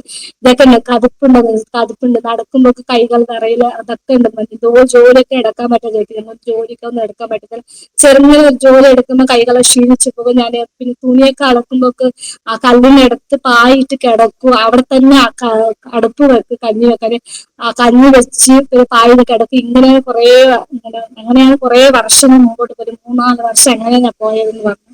അപ്പൊ ഡോക്ടർ പറഞ്ഞു, ഇത് വന്നിട്ട് മുമ്പ് പോലല്ല, ഇത് ഒത്തിരി നിന്റെ ശരീരത്തിൽ അത് കൂടിക്കൊണ്ട് വരുന്നു, വാൽവ് അധികം ചുരുങ്ങിക്കൊണ്ടായിരിക്കുന്നു, നിങ്ങൾക്ക് പെട്ടെന്ന് ഒരു ഓപ്പറേഷൻ വേണമെന്ന് പറഞ്ഞു ഡോക്ടർ. ഞാൻ പറഞ്ഞു, ഇപ്പൊ എനിക്ക് കൊണ്ട് പറ്റത്തില്ല ഓപ്പറേഷൻ ചെയ്യുന്നത്, അതുകൊണ്ട് പറ്റത്തില്ല, നിങ്ങൾക്ക് ഓപ്പറേഷൻ ചെയ്യണം, ഒന്നും ചെയ്യാൻ പറ്റില്ല പറഞ്ഞു. അങ്ങനെ ഞാൻ വീട്ടിലേക്ക് വന്ന് എല്ലാവരുടെ അടുത്ത് പറഞ്ഞു. അങ്ങനെ ഇറങ്ങി. മറ്റേ തിരുവനന്തപുരത്ത് ഇവിടെ ഒരു വൈദ്യുതി സ്ഥലമുണ്ട്, അവിടെ പോയാൽ ഹാർട്ടിനെല്ലാം കുറെ ബ്ലോക്ക്, 9 ബ്ലോക്ക് വരെ മാറ്റിയ സ്ഥലമാണ് തിരുവനന്തപുരത്തിലെ ആ വൈദ്യുതി.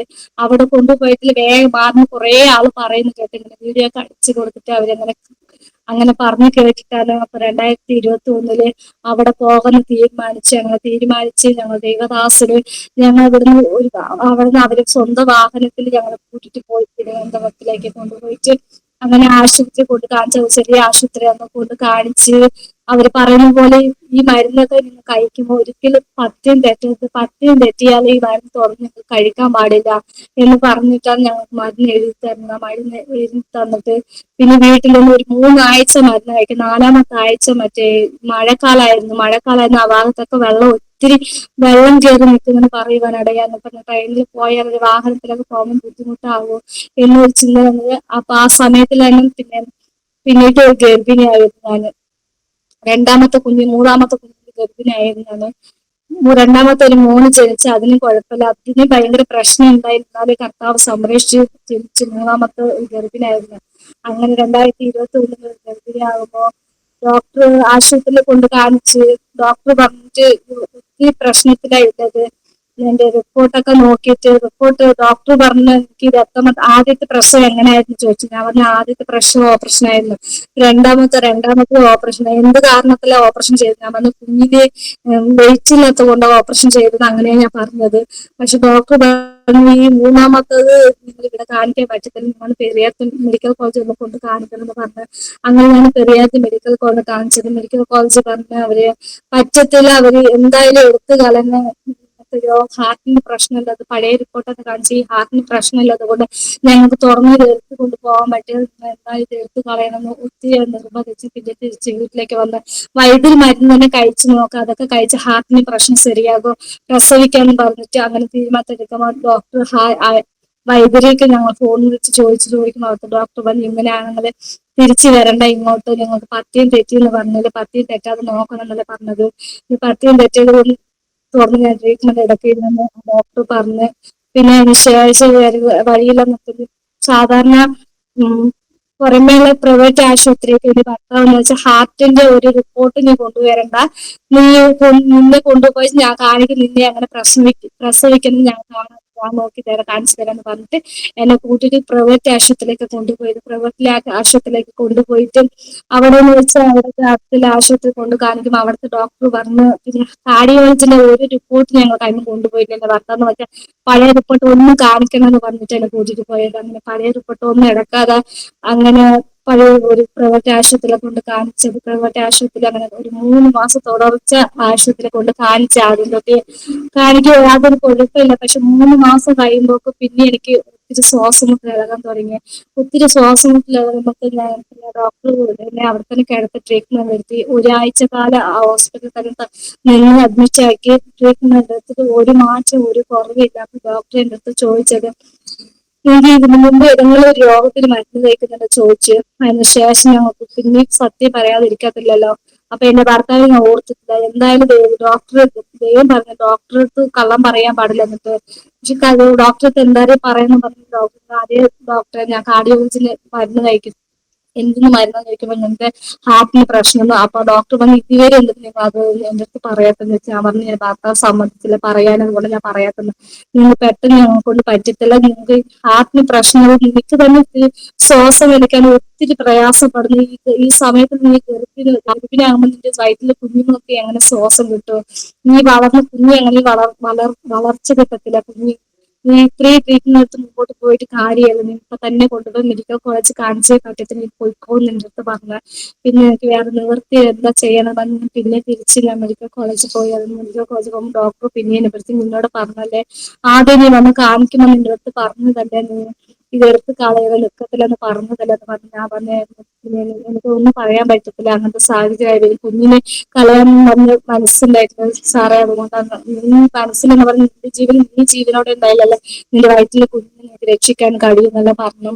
അങ്ങനെ ഒരു ദിവസം അത് എടുത്ത് കളയാനിടയായി. ആ സമയത്തിൽ തന്നെ 2021 കഴിഞ്ഞ് ഒരു വർഷം കഴിഞ്ഞ 2022 വീണ്ടും അതുപോലെ ഒരു ശ്വാസം മുട്ടൽ എനിക്ക് വന്നു. ശ്വാസം മുട്ടുന്ന വല്ലാത്ത ശ്വാസം മുട്ടലായിരുന്നു. മറ്റേ ചെറിയ ഒരു പൊടി അടിച്ച പോലെ അങ്ങ് അതുപോലെ തുമ്മലും ശ്വാസം മുട്ടലും, ശ്വാസം വലിക്കാൻ പറ്റില്ല, രാത്രിയായി മൊത്തം ശ്വാസം കിട്ടത്തില്ല, അങ്ങനത്തെ ഒരു രീതിയിലായിരുന്നു. പിന്നെ ഞാൻ 2022 കൊണ്ടുപോയി ആശുപത്രിയിൽ കാണിച്ച് ഡോക്ടറെ അടുത്ത് കാണിക്കുമ്പോൾ ഡോക്ടർ പറഞ്ഞു ഇത് ഇങ്ങനെ വിട്ടാൽ പറ്റത്തില്ല. അന്നേരം എന്റെ ഭർത്താവ് മദ്യവൻ നല്ലോണം മദ്യപിച്ച് ശരിക്കും എന്നെ ശ്രദ്ധിക്കത്തില്ല, ആശുപത്രി ആകുമ്പോൾ പറഞ്ഞ് ശരിക്കും വരത്തില്ല, പനി പനി പനി പനി എന്നും ജോലിക്ക് പോകും, പണിയെടുക്കും, നല്ല മദ്യം വെച്ച് നല്ല ആത്മാതിച്ച് നടക്കും.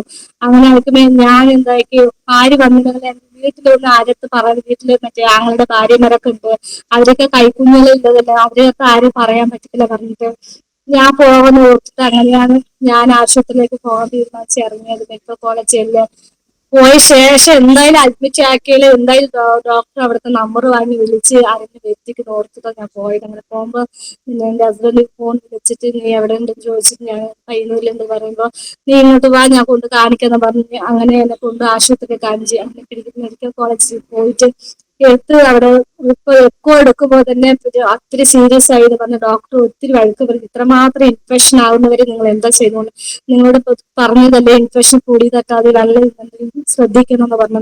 ഞാൻ പറഞ്ഞു അത് പെട്ടെന്ന് ആയിപ്പോയെന്ന് പറഞ്ഞു, പെട്ടെന്ന് ഇപ്പൊ തന്നെ ഇൻഫെക്ഷൻ ആയിപ്പോയി ശരീരത്തില്, ഇത് വേഗം ഞാൻ അഡ്മിറ്റ് ആക്കി ഐസിയുവിൽ കൊണ്ട് കിടക്കുന്നു പറഞ്ഞു. അപ്പൊ തന്നെ എന്നെ കൊണ്ടുപോയി ഐസിയുവിൽ, അന്നേരം എന്റെ ഭർത്താവ് സമ്മതിച്ചില്ല, ഐസിയുവിൽ കിടക്കണമെന്ന് സമ്മതിച്ചിട്ടില്ല, പറ്റത്തില്ല എന്നാ പറഞ്ഞത്. പിന്നെ ഡോക്ടർ പറഞ്ഞത് നിങ്ങൾ വേണം തിരിച്ചു പോയിക്കാൻ, അവളെ അഡ്മിറ്റ് ആക്കാതെ ഞാൻ വിടത്തില്ലെന്ന് പറഞ്ഞ ഒരു ഒച്ച എടുത്തിട്ട് എന്നെ കൊണ്ടുപോയി അഡ്മിറ്റ് ആക്കിയത്. അങ്ങനെ എന്നെ കൊണ്ട് ഐസ് വാർഡിൽ കൊണ്ട് കിടത്തിക്കൊണ്ട് മൂക്കിലൊക്കെ ട്യൂബ് ഇട്ടിട്ടാണ് ശ്വാസകോശത്തിൽ മറ്റേ ഓക്സിജൻ തന്നത്, മൂക്കില് പിന്നെ വായിക്കത്തെ ട്യൂബ് വെച്ചിട്ട് എനിക്ക് ഓക്സിജൻ ചെയ്തത്. അങ്ങനെ 2 ദിവസം ഐസ് വാർഡിൽ കിടന്ന് അങ്ങനെ പിരിച്ച് മറ്റേ ചെറിയ ഐസ് വാർഡ് എന്ന് പറഞ്ഞ് അങ്ങോട്ട് മാറ്റി, അങ്ങനത്തെ ഒരാഴ്ച അവിടെ കിടന്ന ശേഷം ഡോക്ടർ വന്ന് പറഞ്ഞു ഇത് ഞാൻ എന്റെ റിപ്പോർട്ടൊക്കെ വെച്ച് നോക്കിയിട്ട് ഇത് ഒത്തിരി ശ്വാസകോശം ചുരുങ്ങിയിട്ടായുള്ളത്, ഇത് ഇപ്പൊ തന്നെ ഓപ്പറേഷൻ ചെയ്തിട്ട് ഇവിടുന്ന് ഡിസ്ചാർജ് ആയി പോകാൻ പറ്റുമെന്ന് ഡോക്ടർമാർ പറഞ്ഞു.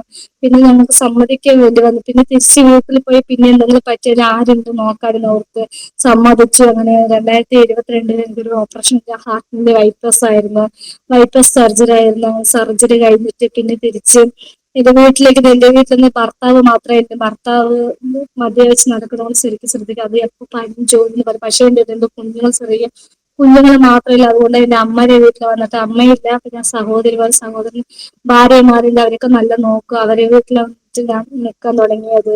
അങ്ങനെ നിൽക്കുന്ന എന്റെ ഭർത്താവ് വന്ന് എപ്പം കുടിച്ചിട്ട് വന്ന് രാത്രിയായാലും പകലും ഏത് സമയമായി കുടിച്ചിട്ട് വന്ന് വീട്ടിൽ വന്ന് ഒത്തിരി പ്രശ്നമാക്കും. എന്റെ മക്കളെ നോക്കി വേറെ എവിടെ നിൽക്കാൻ സമ്മതിക്കത്തില്ല, കുഞ്ഞുങ്ങൾക്ക് ഒരു സ്വസ്ഥത കൊടുക്കത്തില്ല. രാത്രി ആയാലും അങ്ങനെ കുഞ്ഞിനെടുത്ത് വണ്ടിക്കകത്തിട്ട് വണ്ടി ഇങ്ങനെ കറങ്ങും, അവർക്ക് എന്ത് ചെയ്യണം അവർക്ക് പോലും അറിയത്തില്ല, അങ്ങനത്തെ ഒരു രീതിയിൽ മദ്യവെച്ച് ഗഞ്ചൊക്കെ വലിച്ച് നടക്കുന്നത്. അത്രമാത്രം പ്രതിസന്ധികളായിരുന്നു. പക്ഷെ എങ്ങനെങ്കിലും 3 മാസം കഴിഞ്ഞ് വീട്ടിലേക്ക് പോയെന്ന് ചെയ്യുന്നത് മാറ്റം കിട്ടും തൊട്ടാലും ഞാൻ അത്രമാത്രം പിടിച്ചിരുന്നു. അങ്ങനെ ഒരു 3 മാസം കഴിഞ്ഞ് തിരിച്ച് ഞാൻ വീട്ടിലേക്ക് പോകാം, ഇതിനു ശേഷങ്ങളിൽ ഒരു മാറ്റം ഉണ്ടാകും. മദ്യപാനത്തിൽ ചിലപ്പോൾ ഞാൻ അടുത്തില്ലാത്ത കൊണ്ടായിരിക്കും ഇത്രമാത്രം കുടിച്ചു പോകുമെന്ന് ഓർത്തുകൊണ്ടാണ് ഞാൻ തിരിച്ച് വീട്ടിലേക്ക് പോകാൻ ഓർത്തിട്ടും അങ്ങനെ 3 മാസം കഴിഞ്ഞ് 3 മാസം ശേഷം ഞാൻ ഓപ്പറേഷൻ കഴിഞ്ഞ് 3 മാസം ശേഷം പിന്നെ ഞാൻ വീട്ടിലേക്ക് വരാൻ തുടങ്ങി. വീട്ടിലേക്ക് വന്ന ശേഷം പിന്നെ ഇത് ശരിക്കും ശ്രദ്ധിക്കത്തില്ല. അങ്ങനെ രാത്രി ആയാലും കുടിച്ചിട്ട് ഭയങ്കര എന്തോ വാക്കുകൾ അതുപോലെ വാക്കുകൾ ഉപദ്രവ, അങ്ങനെ ചില സമയത്തിലൊക്കെ ഉപദ്രവ അവർക്ക് അറിയത്തില്ല, അവർ സ്നേഹത്തിലാണ് ചെയ്യുന്നത്. പക്ഷെ അവര് സ്നേഹത്തിൽ എന്ന് പറഞ്ഞിട്ട് കഴുത്തൊക്കെ പിടിച്ച് നിൽക്കും. ആ ഓപ്പറേഷൻ ചെയ്ത് വന്ന് കിടക്കുന്ന സമയത്തിൽ തന്നെ ഞങ്ങൾ കഴുത്ത് പിടിച്ച് അങ്ങനെ നിൽക്കുന്നത്, അതൊക്കെ പറഞ്ഞ് എനിക്ക് പേടിയായി പോയി. പക്ഷെ മാനസിക സാധാരണ ഇതേപോലെ മദ്യപിച്ചിട്ട് വന്ന് നിങ്ങൾക്ക് ചെയ്യുന്ന അവർക്കൊന്നും അറിയത്തില്ലല്ലോ എന്ത് ചെയ്യുന്നത് പറഞ്ഞിട്ട്. അങ്ങനെ എനിക്കൊരു പേടിയായി. അങ്ങനെ പിന്നെ കുറച്ച് ദിവസം ഞാൻ പിടിച്ചു നിന്നു. അങ്ങനെ ഒരു ദിവസം നമുക്ക് ഒരു ദിവസം ഞാൻ ആരാധനയ്ക്ക് ഞാൻ മറ്റേ സഹോദരി 3 മാസം കഴിയും. അങ്ങനെ ഒരു 4-5 മാസമായി. 5 മാസം കഴിഞ്ഞ ശേഷം എനിക്ക് പ്രാർത്ഥനയ്ക്കെല്ലാം പോകണം താല്പര്യം, ചർച്ചയൊക്കെ പോകണം. അങ്ങനെ ഒന്ന് അടുത്തൊരു സഹോദരി മീറ്റിംഗ് ഉണ്ടെന്ന്, മറ്റേ അടുത്ത ആലക്കോട് എന്ന് പറഞ്ഞ സ്ഥലത്ത് സഹോദരി മീറ്റിംഗ് ഉണ്ടെന്ന് എല്ലാവരും പോയി. രാവിലെ ഒരുങ്ങി കെട്ടി എല്ലാവരും പോയി എല്ലാവരും പോകുന്നു. അപ്പൊ എനിക്ക് ആഗ്രഹം പോകണം എന്നിട്ട്. അങ്ങനെ ഞാൻ ഒരുങ്ങി വരുമ്പോഴത്തേക്ക് ഭർത്താവ് വന്ന് ഭയങ്കര പ്രശ്നമാക്കി. പ്രാർത്ഥനയ്ക്ക് പോകാൻ ചെയ്യത്തില്ല, ഇതുവരെ നീ പ്രാർത്ഥിച്ചതിന് മതി, ഇതിനു ശേഷം നീ പ്രാർത്ഥിക്കാൻ പോകാൻ പാടില്ല, ഇനി എന്റെ വാക്ക് കേട്ടിട്ട് അനുസരിച്ച് നിന്നാൽ മതി, ഇനി പ്രാർത്ഥിക്കാൻ പോകേണ്ടത് പറഞ്ഞ് ഒത്തിരി ബഹളം ആക്കാൻ തുടങ്ങി. അന്നേരം എനിക്ക് ഭയങ്കര മനസ്സിലായി, ഇതുവരെ ഇവർ ചെയ്തൊക്കെ ഞാൻ സഹിച്ചു നിന്ന് പ്രാർത്ഥന കൂടി മുടക്കിയിട്ട് എങ്ങനെയാണ് ജീവിക്കണം, മുമ്പോട്ട് പോകാൻ പറ്റത്തില്ലെന്ന് ഓർത്ത് എനിക്ക് പറഞ്ഞ എനിക്ക് പ്രാർത്ഥനയ്ക്ക് പോയാൻ പറ്റുന്ന ഞാൻ വാശി പിടിച്ചു. അടിച്ചാലും സാരില്ല, ദിവസം പോകാതെ എനിക്ക് മുടങ്ങി നിൽക്കാൻ പറ്റത്തില്ല എന്ന് പറഞ്ഞ് വാശി പിടിച്ചതാണ്. അങ്ങനെ ആയിരിക്കുമ്പോ പിന്നെ ഭർത്താവ് ദേഷ്യത്തിൽ എന്നെ ഞാൻ വാശി പിടിക്കുന്ന കൊണ്ട് ദേഷ്യത്തിൽ വന്നിട്ട് എന്നെ അവര് അടക്കാൻ വേണ്ടി എന്നെ തല്ലിയതാണ്. തല്ലുമ്പൊക്കെ അവര് കൈ വീശി കുത്തിയത് എന്റെ വയറ്റിലായിരുന്നു. എന്റെ വയറ്റില് കുത്തുമ്പൊക്കെ എനിക്ക് ഓപ്പറേഷൻ ബൈപ്പാസ് ചെയ്തത് കൊണ്ട് എന്റെ വയറിനെ അത് ടിച്ചിട്ടിട്ടില്ല. അത് ബൈപ്പാസ് ചെയ്തിട്ട് അപ്പൊ കുത്തിയത് ടിച്ച് വയറിനെ കൊണ്ട് എനിക്ക് ഒത്തിരി വയറുവേദനയായി ഞാൻ കിടന്ന് അവിടെ കരയാൻ തുടങ്ങി. അപ്പൊ ഈ കുത്തിയില് ഓപ്പറേഷൻ ചെയ്ത് അന്നേരം അവർക്ക് ബോധം വന്നു. ഒരു കുത്തിയിലേക്ക് എന്ത് ചെയ്യുന്നവർക്ക് അവർക്ക് മനസ്സിലാകാതെ പെട്ടെന്ന് ഓടി അവര് എന്റെ സാരി എടുത്തിട്ട് പോയി കയറിൽ മറ്റേ ജനലൊക്കെ കെട്ടി കഴുത്തിൽ കെട്ടി തൂങ്ങി. നമുക്ക് ആ പേടിയൊന്നും ഞാൻ വേദനയോട് ഓടിപ്പോയിട്ട് പിന്നെ കത്തി വെച്ചിട്ട് അന്നേരം എന്റെ കുഞ്ഞുമോൻ കൂടെ ഉണ്ടായിരുന്നു. ഞാൻ ഒച്ചത്തിൽ കരഞ്ഞുകൊണ്ട് മോന് പെട്ടെന്ന് കൂടെ കത്തി കൊണ്ട് കണ്ടതന്ന് പെട്ടെന്ന് മുറിച്ച് താഴെയിട്ട്.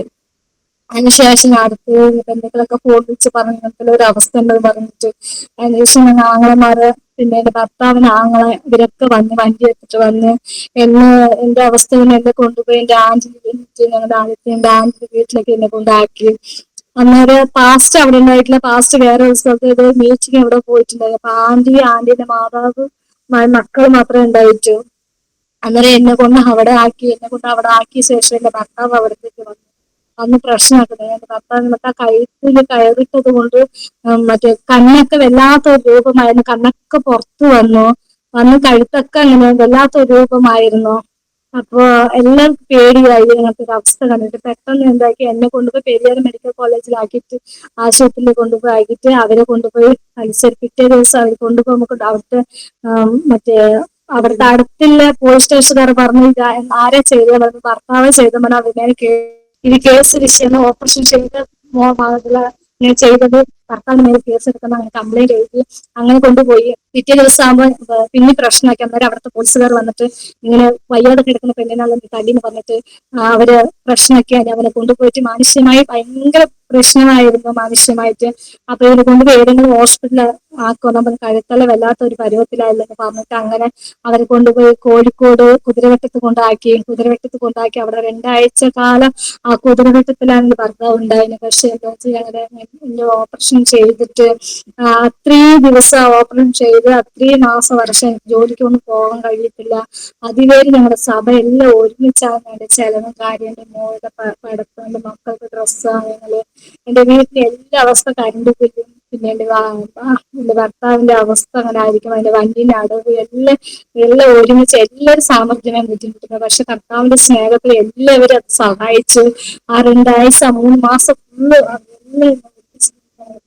നോക്കി നമ്മൾ സംരക്ഷിച്ചു കൊണ്ടുവന്നു. അങ്ങനെ അങ്ങനെ മുമ്പോട്ട് പോയി. അതിനുശേഷം പിന്നെ കുറച്ച് ദിവസം കുഴപ്പമില്ലാതെ ഉണ്ടായിന്. ചെറുങ്ങനെ കുടിക്കും, പിന്നെ ഇടഒരു ദിവസം കുടിക്കത്തില്ല. അങ്ങനെ ആയിരിക്കുമ്പോ പിന്നെ 2024 വരെ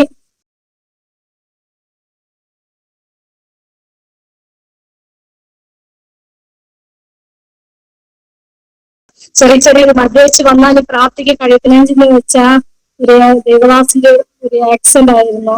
ആക്സിഡന്റിന് ശേഷം ഞാൻ സ്ഥാനപ്പെട്ടത് ഞാൻ സ്ഥാനപ്പെട്ടത് 2013 എന്റെ മോള് ജനിച്ച ശേഷം ഞാൻ സ്ഥാനപ്പെട്ടത്. അന്നൊക്കെ എനിക്ക് ഒരു ആഗ്രഹമാണ് ബൈബിള് വായിക്കണം, എനിക്ക് പഠിക്കണം, പിന്നെ ദൈവസം അധികം എനിക്ക് അടക്കണം, കർത്താവിന് എല്ലാ ദേവദാസന്മാർ ദർശനം കാണുന്ന വെളിപ്പാട് കാണും, അതുപോലെ എനിക്കൊരു ദർശനം കാണുന്ന വെളിപ്പാട് കാണുന്ന ദൈവമേ എന്ന് പറഞ്ഞാൽ എപ്പോഴും പ്രാർത്ഥിക്കാനായിരുന്നു.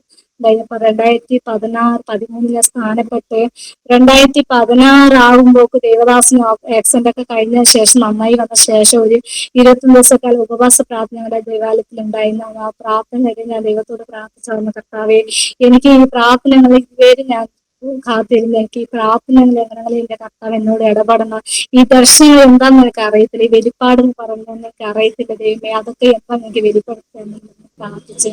അങ്ങനെ 2014 ഉപവാസ 21 ദിവസക്കാലം ഉപവാസ പ്രാർത്ഥിക്കുമ്പോൾ ആരാധന ഇടയിൽ ഒരു 2 കണ്ണ് കാണുന്ന ഇടയായി. ആദ്യം 2 കണ്ണ് കാണുമ്പോൾ എനിക്ക് പെട്ടെന്ന് ഒരു പേടി തോന്നി. അത് എന്താ ഇത് നമ്മുടെ മുമ്പിൽ കണ്ണ് കാണുന്നു പറഞ്ഞിട്ട് ഒരു പേടിയായിരുന്നു. പക്ഷെ പേടിച്ചുകൊണ്ടേക്ക് പിന്നെ ദൈവത്തോട് ഞാൻ പ്രാർത്ഥിച്ചു, ദൈവമേ ഈ കണ്ണ് എന്താന്ന് എനിക്ക് അറിയുന്നില്ല, എന്റെ മുമ്പിൽ കാണുന്നത് ഇത് എന്താന്ന് പറയുമ്പോൾ പെട്ടെന്ന് ദൈവം എനിക്ക് എഴുത്തു വായന ഒന്നും എനിക്ക് അറിയത്തില്ല, എന്നാൽ ദൈവം അപ്പൊക്കെ എനിക്ക് ഒരു വാക്യം തന്നു, ഈ സങ്കീർത്തനം 34:15 വാക്യം ഒന്ന് എടുത്ത് വായിക്കാമെന്ന് പറഞ്ഞു. അപ്പൊ തന്നെ ഞാൻ ആരാധന കഴിച്ച് എഴുതുന്നു, അത് എടുത്ത് വായിക്കാം. അതിൽ എഴുതിയിരിക്കുന്നു, യഹോവയുടെ കണ്ണ് നീതിമാന്മാരുടെ അവിടെ നിരവധിക്ക് തുറന്നിരിക്കുന്ന ദൈവത്തിന്റെ വചന ഇടപെടാൻ ഇടയായി. ഒത്തിരി സന്തോഷം. പ്രാർത്ഥന കഴിഞ്ഞ ശേഷം വലിയ ആരാധന കഴിഞ്ഞ ദിവസം ഞാൻ ബൈബിളിൽ വായിക്കുമ്പോൾ ദൈവം എന്നോട് ഇടപെട്ട അതേ വാക്യമാണ് ബൈബിളിൽ കിടന്നത്. അപ്പോൾ എനിക്ക് മനസ്സിലായത് കർത്താവ് ഈ ദർശന വെളിപ്പാടെന്ന് പറഞ്ഞാൽ ഇതാണ് ദൈവം തരുന്നത്, ഇതിൽ കൂടെയാണ് ദൈവം നടത്തുന്നത്. എഴുത്ത് വാഹനം ഒന്നും അറിയാത്ത എനിക്ക് ബൈബിളിലെ അക്ഷരം പോലും എനിക്ക് മനസ്സിലാക്കി തന്നത് ദൈവം എന്ന് പറഞ്ഞിട്ട് ഒത്തിരി സന്തോഷമായിരുന്നു. അതിന് ശേഷം ഒത്തിരി പ്രതിസന്ധി കർത്താവ് എന്നെ ഒത്തിരി നടത്തുന്നുണ്ട്, അനുഗ്രഹിക്കുന്നു. പിന്നെയും വീണ്ടും ചെറിയ പ്രശ്നങ്ങൾ വരുമ്പോൾ ഒക്കെ ശരിക്കും പിടിച്ചു നിൽക്കാൻ കഴിയുന്ന രോഗത്തിന്റെ ഒരു അവസ്ഥ ഒക്കെ വരുമ്പോൾ ദൈവത്തോട് കൂടുതൽ അടക്കാൻ കഴിയാതെ അങ്ങനത്തെ ഒരു ബലഹീനമായ ജീവിതത്തിൽ പിന്നെ ഈ ദൈവത്തോട് ശരിക്കും പ്രാർത്ഥിക്കാൻ കഴിയാത്ത അങ്ങനെ കുറച്ച് കെട്ട് മയങ്ങി തൂങ്ങി ഇങ്ങനെ വീഴുന്ന അവസ്ഥയിലായിരുന്നു. അങ്ങനെ ഒത്തിരി പ്രശ്നങ്ങൾ എന്റെ ജീവിതത്തിൽ കടന്നു വന്നു. അങ്ങനെ 2024 അതുപോലെ അതുവരെ പിന്നെ അതുപോലെ ജീവിച്ച് മുമ്പോട്ട് പോയ കാലമായിരുന്നു. ആ കാലമാകുമ്പോൾ 2024 വെച്ചാൽ വീണ്ടും ഒരു ഗർഭിണിയാകാൻ തുടങ്ങി. ഗർഭിണിയാകുമ്പോൾ ഹോസ്പിറ്റലിൽ കൊണ്ട് കാണിക്കുമ്പോൾ ഡോക്ടർ പറഞ്ഞു ഇത് പറ്റത്തില്ല, ഇത് ഒത്തിരി സീരിയസ് ആണ് നിങ്ങൾ ചെയ്യുന്നത്, ഇതിനു മുമ്പ് എനിക്ക് ഓക്സിജൻ ഹാർട്ടിന് ബ്ലോക്ക് ആയതുകൊണ്ട് ഹാർട്ടിന് ഓപ്പറേഷൻ കഴിഞ്ഞ പോലും എനിക്ക് വേറെ ഒന്നും ചെയ്യാനൊക്കെ നിങ്ങൾക്ക് പറഞ്ഞില്ല, ഇതിനു മുമ്പ് നിങ്ങൾക്ക് പറഞ്ഞതല്ലേ നിങ്ങൾ കേട്ടത്.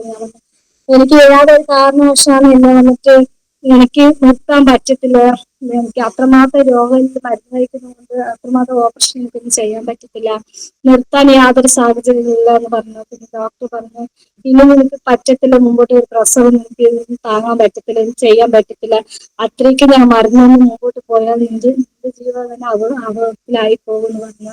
ഞാൻ പോയി കാർഡിയോളജി ഡോക്ടറെ കാണിക്കാൻ പോയി. കാർഡിയോളജി ഡൈനക്ക് അങ്ങനെ പറഞ്ഞത്, പിന്നെ ഡൈനക്കിന്റെ കാർഡിയോളജി കൂടി പറഞ്ഞാല് ഡൈനക്ക് കേൾക്കുമല്ലോ നോർത്തിന്റെ കാർഡിയോളജി കാണിക്കാൻ പോയി.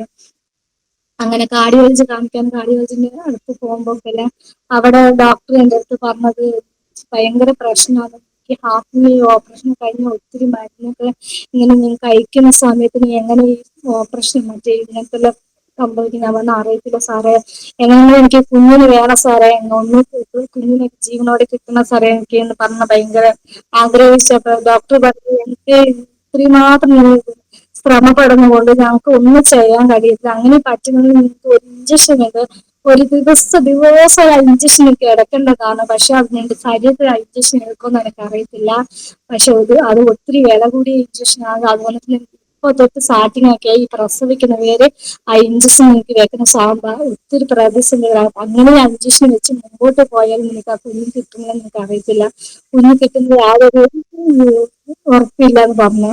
പിന്നെ ഡൈനക്ക് അങ്ങനെ തന്നാൽ ഡൈനക്ക് കൂടി ഇത് തീരുമാനിക്കണോ, ഞങ്ങൾ മാത്രം തീരുമാനിച്ചിട്ട് കാര്യമില്ല, ഡൈനക്ക് കൂടി ഇത് തീരുമാനിക്കണം എന്ന് പറഞ്ഞ് എടുത്തു തന്നു. പിന്നെ അതെടുത്ത് ഡൈനക്ക് പോകുമ്പോൾ ഡൈനക്ക് ഒത്തിരി പറഞ്ഞ ഡോക്ടർ പറഞ്ഞു എന്നെ കൊണ്ട് പറ്റത്തില്ല, ഇതൊക്കെ ഭയങ്കര കേസാണ്, ഈ കേസിലൊന്നും ഞങ്ങൾക്ക് ഇടപെടാൻ കഴിയത്തില്ല, നിങ്ങൾ ഇപ്പൊ തന്നെ നിന്റെ ഹാർട്ടിനെ നിന്നെ കൂടി നോക്കണം, നീ കുഞ്ഞിന് വേണ്ടി ഇതിന് കുറച്ചുകൂടി പോയാൽ ആ കുഞ്ഞിന് വെയിറ്റ് തന്നെ നിന്റെ ഹാർട്ടും കൂടെ അത് പൊട്ടിപ്പോകും, അത് പിന്നെ എങ്ങനെ ഈ കുഞ്ഞിന് ജനിക്കുന്നുണ്ടെങ്കിൽ ഒത്തിരി പ്രശ്നമാക്കാൻ ഇടയായി. പിന്നെ 2-3 വലിയ ഡോക്ടറൊക്കെ വന്ന് കുറെ മനസ്സിലാക്കി തന്നെ എന്നിട്ട് ഇത് എടുത്തു തല്ലാണ്ട് വേറെ ഒരു നിവർത്തിയിലാണ് പറഞ്ഞത്. അങ്ങനെ തന്നെ ഡൈനക്കിൽ അഡ്മിറ്റ് ആക്കിയിട്ട് കാർഡിയോളജി ഡോക്ടറും ഡൈനക്ക് ഡോക്ടറും രണ്ടാളും കൂടെ തീരുമാനിച്ച് വയറ് സ്കാനിങ് എടുക്കണം, പിന്നെ ഒരു എക്കോ എടുക്കണം, ഒക്കെ നോക്കിയിട്ട് അതിന് ശേഷം എന്താ ചെയ്യണം തീരുമാനിക്കാൻ അഡ്മിറ്റ് ആക്കി. അങ്ങനെ സ്കാനിങ് വയറ് സ്കാനിങ് എടുക്കുമ്പോൾ വയറിന് സ്കാനിങ് വന്നിട്ട് 3 മാസമായിട്ട് കുഞ്ഞിന്റെ ഒരു ഒരു വളർച്ച പോലും അത് കാണുന്നില്ല എന്ന് ഡോക്ടർ പറയാനിടയായി. പിന്നെ അവരൊന്ന് എക്കോ കൂടെ എടുത്ത് നോക്കിയിട്ട് പിന്നെ അബോർഷാക്കി കളയാന്ന് പറഞ്ഞിട്ട് എക്കോ എടുക്കാൻ അയച്ചത്. എക്കോ എടുക്കുമ്പോൾ തന്നെ എക്കോയിൽ കാണിച്ചത് എനിക്ക് വന്നിട്ട് ഹാർട്ട് ബ്ലോക്ക് ആയിട്ടല്ലെന്നു പറഞ്ഞിട്ട് എക്കോയിൽ കാണിക്കാനായിരുന്നു. അപ്പൊ ഡോക്ടർ പറഞ്ഞു പെട്ടെന്ന് മറ്റേ എക്കോ ഡോക്ടർ മറ്റേ കാർഡിയോളജി ഡോക്ടർ ഫോൺ വിളിച്ചിട്ടുണ്ട്, എങ്ങനെ പേഷ്യന്റിന് അവർക്ക് ഹാർട്ടിന് മറ്റേ ബ്ലോക്ക് ആയിട്ടുള്ള എന്താ ചെയ്യുന്നത് അവർ അവിടെ തന്നെ കിടത്തി ഇപ്പൊ തന്നെ വരാന്ന് പറഞ്ഞു ഡോക്ടർ അപ്പൊ തന്നെ വന്നു. അതിന് മുമ്പ് ഞാൻ മരുന്ന് കഴിക്കുന്നുണ്ട്, ഹാർട്ടിന്റെ ഓപ്പറേഷൻ കഴിഞ്ഞിട്ട് മരുന്ന് അതിന് മുമ്പ് 10 വർഷം എന്ന് പറഞ്ഞാൽ അതുപോലെ എന്റെ ബ്ലഡ് എനിക്ക് മറ്റേ ചെറുപ്പം മുതൽ എന്റെ പല്ലിലൊക്കെ ഇങ്ങനെ ചോര ഒഴിച്ച് കട്ട പിടിച്ച് ഒഴുകുമായിരുന്നു. കുറെ ഞാൻ ആശുപത്രി കൊണ്ട് കാണിച്ച് കുറെ മരുന്ന് ഞാൻ എടുത്തു നോക്കി, പക്ഷെ അതൊന്നും പോകുന്നില്ല. കാൽസ്യത്തിന് കുറവെന്ന് പറഞ്ഞിട്ടാണ് ഞാൻ എടുത്ത് നോക്കിയത്, പക്ഷെ അതൊക്കെ എന്ന് വെച്ചാൽ അങ്ങനത്തെ ഒരു രീതിയിലായിരുന്നു ശരീരത്തിൽ രക്ത കട്ട പിടിക്കുന്ന രോഗമാണ്. അങ്ങനെ ഞാൻ അത് കൊണ്ട് കാണിച്ച് കാർഡിയോളജി ഡോക്ടർ പറഞ്ഞത് ഹൈനാറിന്റെ അതിന് ഓപ്പറേഷൻ കഴിഞ്ഞ ഹൈനാറിന്റെ രോഗമാണ്, ഹൈനാറിന് വന്ന് ശരീരത്തിൽ കട്ട പിടിക്കുകയോ അപ്പൊ അവർക്ക് ഈ മരുന്ന് കൃത്യമായിട്ട് കഴിച്ചു കൊണ്ടിരിക്കുന്നത്. അപ്പൊ ചിലപ്പോ ആ മരുന്ന് കഴിക്കുന്നത് ചിലപ്പോൾ കൂടും ചെയ്യും, ചിലപ്പോൾ കുറയും ചെയ്യും. ഒത്തിരി കൂടിയാലും തലച്ചോറിലടക്കം അത് രോഗം കട്ട പിടിക്കുന്നത്, രക്തം കട്ട പിടിക്കുന്നത്. അപ്പൊ അങ്ങനെ പിടിച്ചാൽ ആൾ കിട്ടത്തില്ല.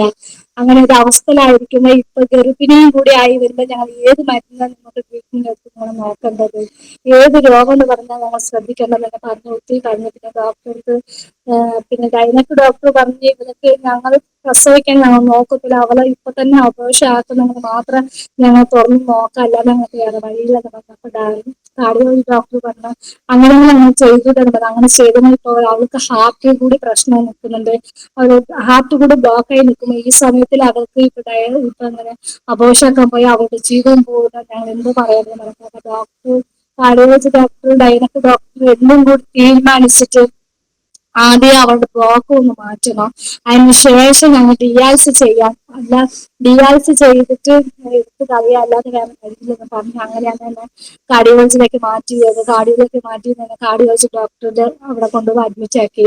അവിടെ കൊണ്ട് അഡ്മിറ്റ് ആക്കിയിട്ട് ഡോക്ടർ വന്നിട്ട് ഒരാഴ്ച എനിക്ക് മറ്റേ ഇടയ്ക്കിടയ്ക്ക് കൊണ്ടുപോയി 2 ദിവസം കൂടുമ്പോൾ എനിക്ക് ടെസ്റ്റ് എടുക്കുക, എക്കോ എടുക്കുക കൂടിയിട്ടുണ്ടോ നോക്കാന്. അങ്ങനെ എടുക്കുമ്പോഴൊക്കെ സാധാരണ അതുപോലെ തന്നെ ഉണ്ടാവുക.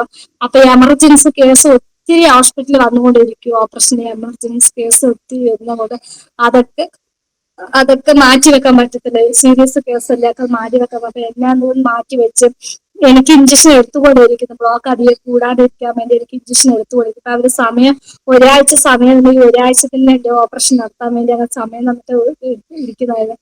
അങ്ങനെ ഒരാഴ്ച വരെ അങ്ങനെ തന്നെ കിടത്തി. അങ്ങനെ ഒരാഴ്ച കഴിയുമ്പോക്ക് പിന്നെ എന്നെ ഓപ്പറേഷൻ ചെയ്യണമെന്ന് പറഞ്ഞ് എന്നെ കൊണ്ടുപോയിട്ട് എക്കോ എടുത്ത്. അതിന് മുമ്പ് ഒരു ദിവസം മുമ്പ് ബാക്കി എല്ലാ എക്കോ ഒക്കെ എടുക്കും, കൂടിയിട്ടുണ്ടോ കുറവുണ്ടോ നോർമൽ ഉണ്ടോ ഒക്കെ നോക്കാൻ വേണ്ടി എക്കോ ഒക്കെ എടുക്കും. അങ്ങനെ എക്കോ എടുക്കുമ്പോൾ അതിൽ കൂടിയിട്ടുണ്ടെന്നാ പറഞ്ഞാൽ എക്കോ കഴിച്ചത്. പിന്നെ ഡോക്ടർ പിറ്റേ 2 ദിവസം ചൊവ്വാഴ്ച ദിവസം കൊണ്ടുപോയിട്ട് അഡ്മിറ്റ് മറ്റേ അന്നേരം വന്നിട്ട് ഓപ്പറേഷൻ ചെയ്യാം, ബലൂൺ സർജറി വേറെ ഒന്നും ചെയ്യാൻ പറ്റില്ല, ബലൂൺ സർജറി ചെയ്തിട്ട് അത് മാറ്റാന്ന് പറഞ്ഞിട്ട് ഡോക്ടർമാർ തീരുമാനിച്ച് ഡേറ്റ് തന്നെ എനിക്ക് ഒരു ഡേറ്റ് വന്ന ഡേറ്റ് വാർഡിൽ എത്തിച്ചത്. അങ്ങനെ അവർ പറഞ്ഞ ഡേറ്റിലൊക്കെ ഞങ്ങൾ ഓപ്പറേഷൻ ചെയ്യാനും എന്നെ കൂട്ടിട്ട് പോകുമ്പോ അവർ കൊണ്ടുപോയി എന്നെ കിടത്തി എനിക്ക് രാവിലെ ഒരു ഉച്ചയ്ക്ക് ശേഷം ഒരു ഭക്ഷണം കഴിച്ച ശേഷം എന്നെ കൊണ്ടുപോയത്. അങ്ങനെ കൊണ്ടുപോയിട്ട് ഒരു രാത്രി ഒരു 12 മണിയായിരിക്കും ലാസ്റ്റ് ഓപ്പറേഷൻ. ഡോക്ടർമാർക്ക് എല്ലാത്തിനും എന്നെ കൊണ്ടായിരിക്കും. എല്ലാ വർഷത്തിനും 2 പ്രാവശ്യം 3 പ്രാവശ്യം ആശുപത്രിയിൽ അഡ്മിറ്റ് ആകുന്നത്, ട്രീറ്റ്മെന്റ് എടുക്കുന്നത് കൊണ്ട് അവിടുത്തെ എല്ലാ ഡോക്ടർമാർക്കും എന്റെ എല്ലാ രോഗങ്ങളും അറിയായിരുന്നു. പിന്നെ എക്കോ എടുക്കുമ്പോ എക്കോയില് വന്നിട്ട് മറ്റേ ബ്ലോക്ക് ഒത്തിരി കൂടുതലുണ്ടെന്ന് പറഞ്ഞു. അപ്പൊ രാത്രി 12 മണി 11 മണിക്ക് ലാസ്റ്റ് പേഷ്യന്റ് ഓപ്പറേഷൻ രാത്രി 12 മണിക്കാണ്. അതായത് അവര് ഓപ്പറേഷൻ കഴിഞ്ഞ അപ്പൊ ലാസ്റ്റ് ഇവരെ എന്നെ അവിടെ തന്നെ ഇരുത്തി. ഉച്ചക്ക് കൊണ്ടുപോയത് രാത്രി തന്നെ അവിടെ തന്നെ ഇരുത്തി.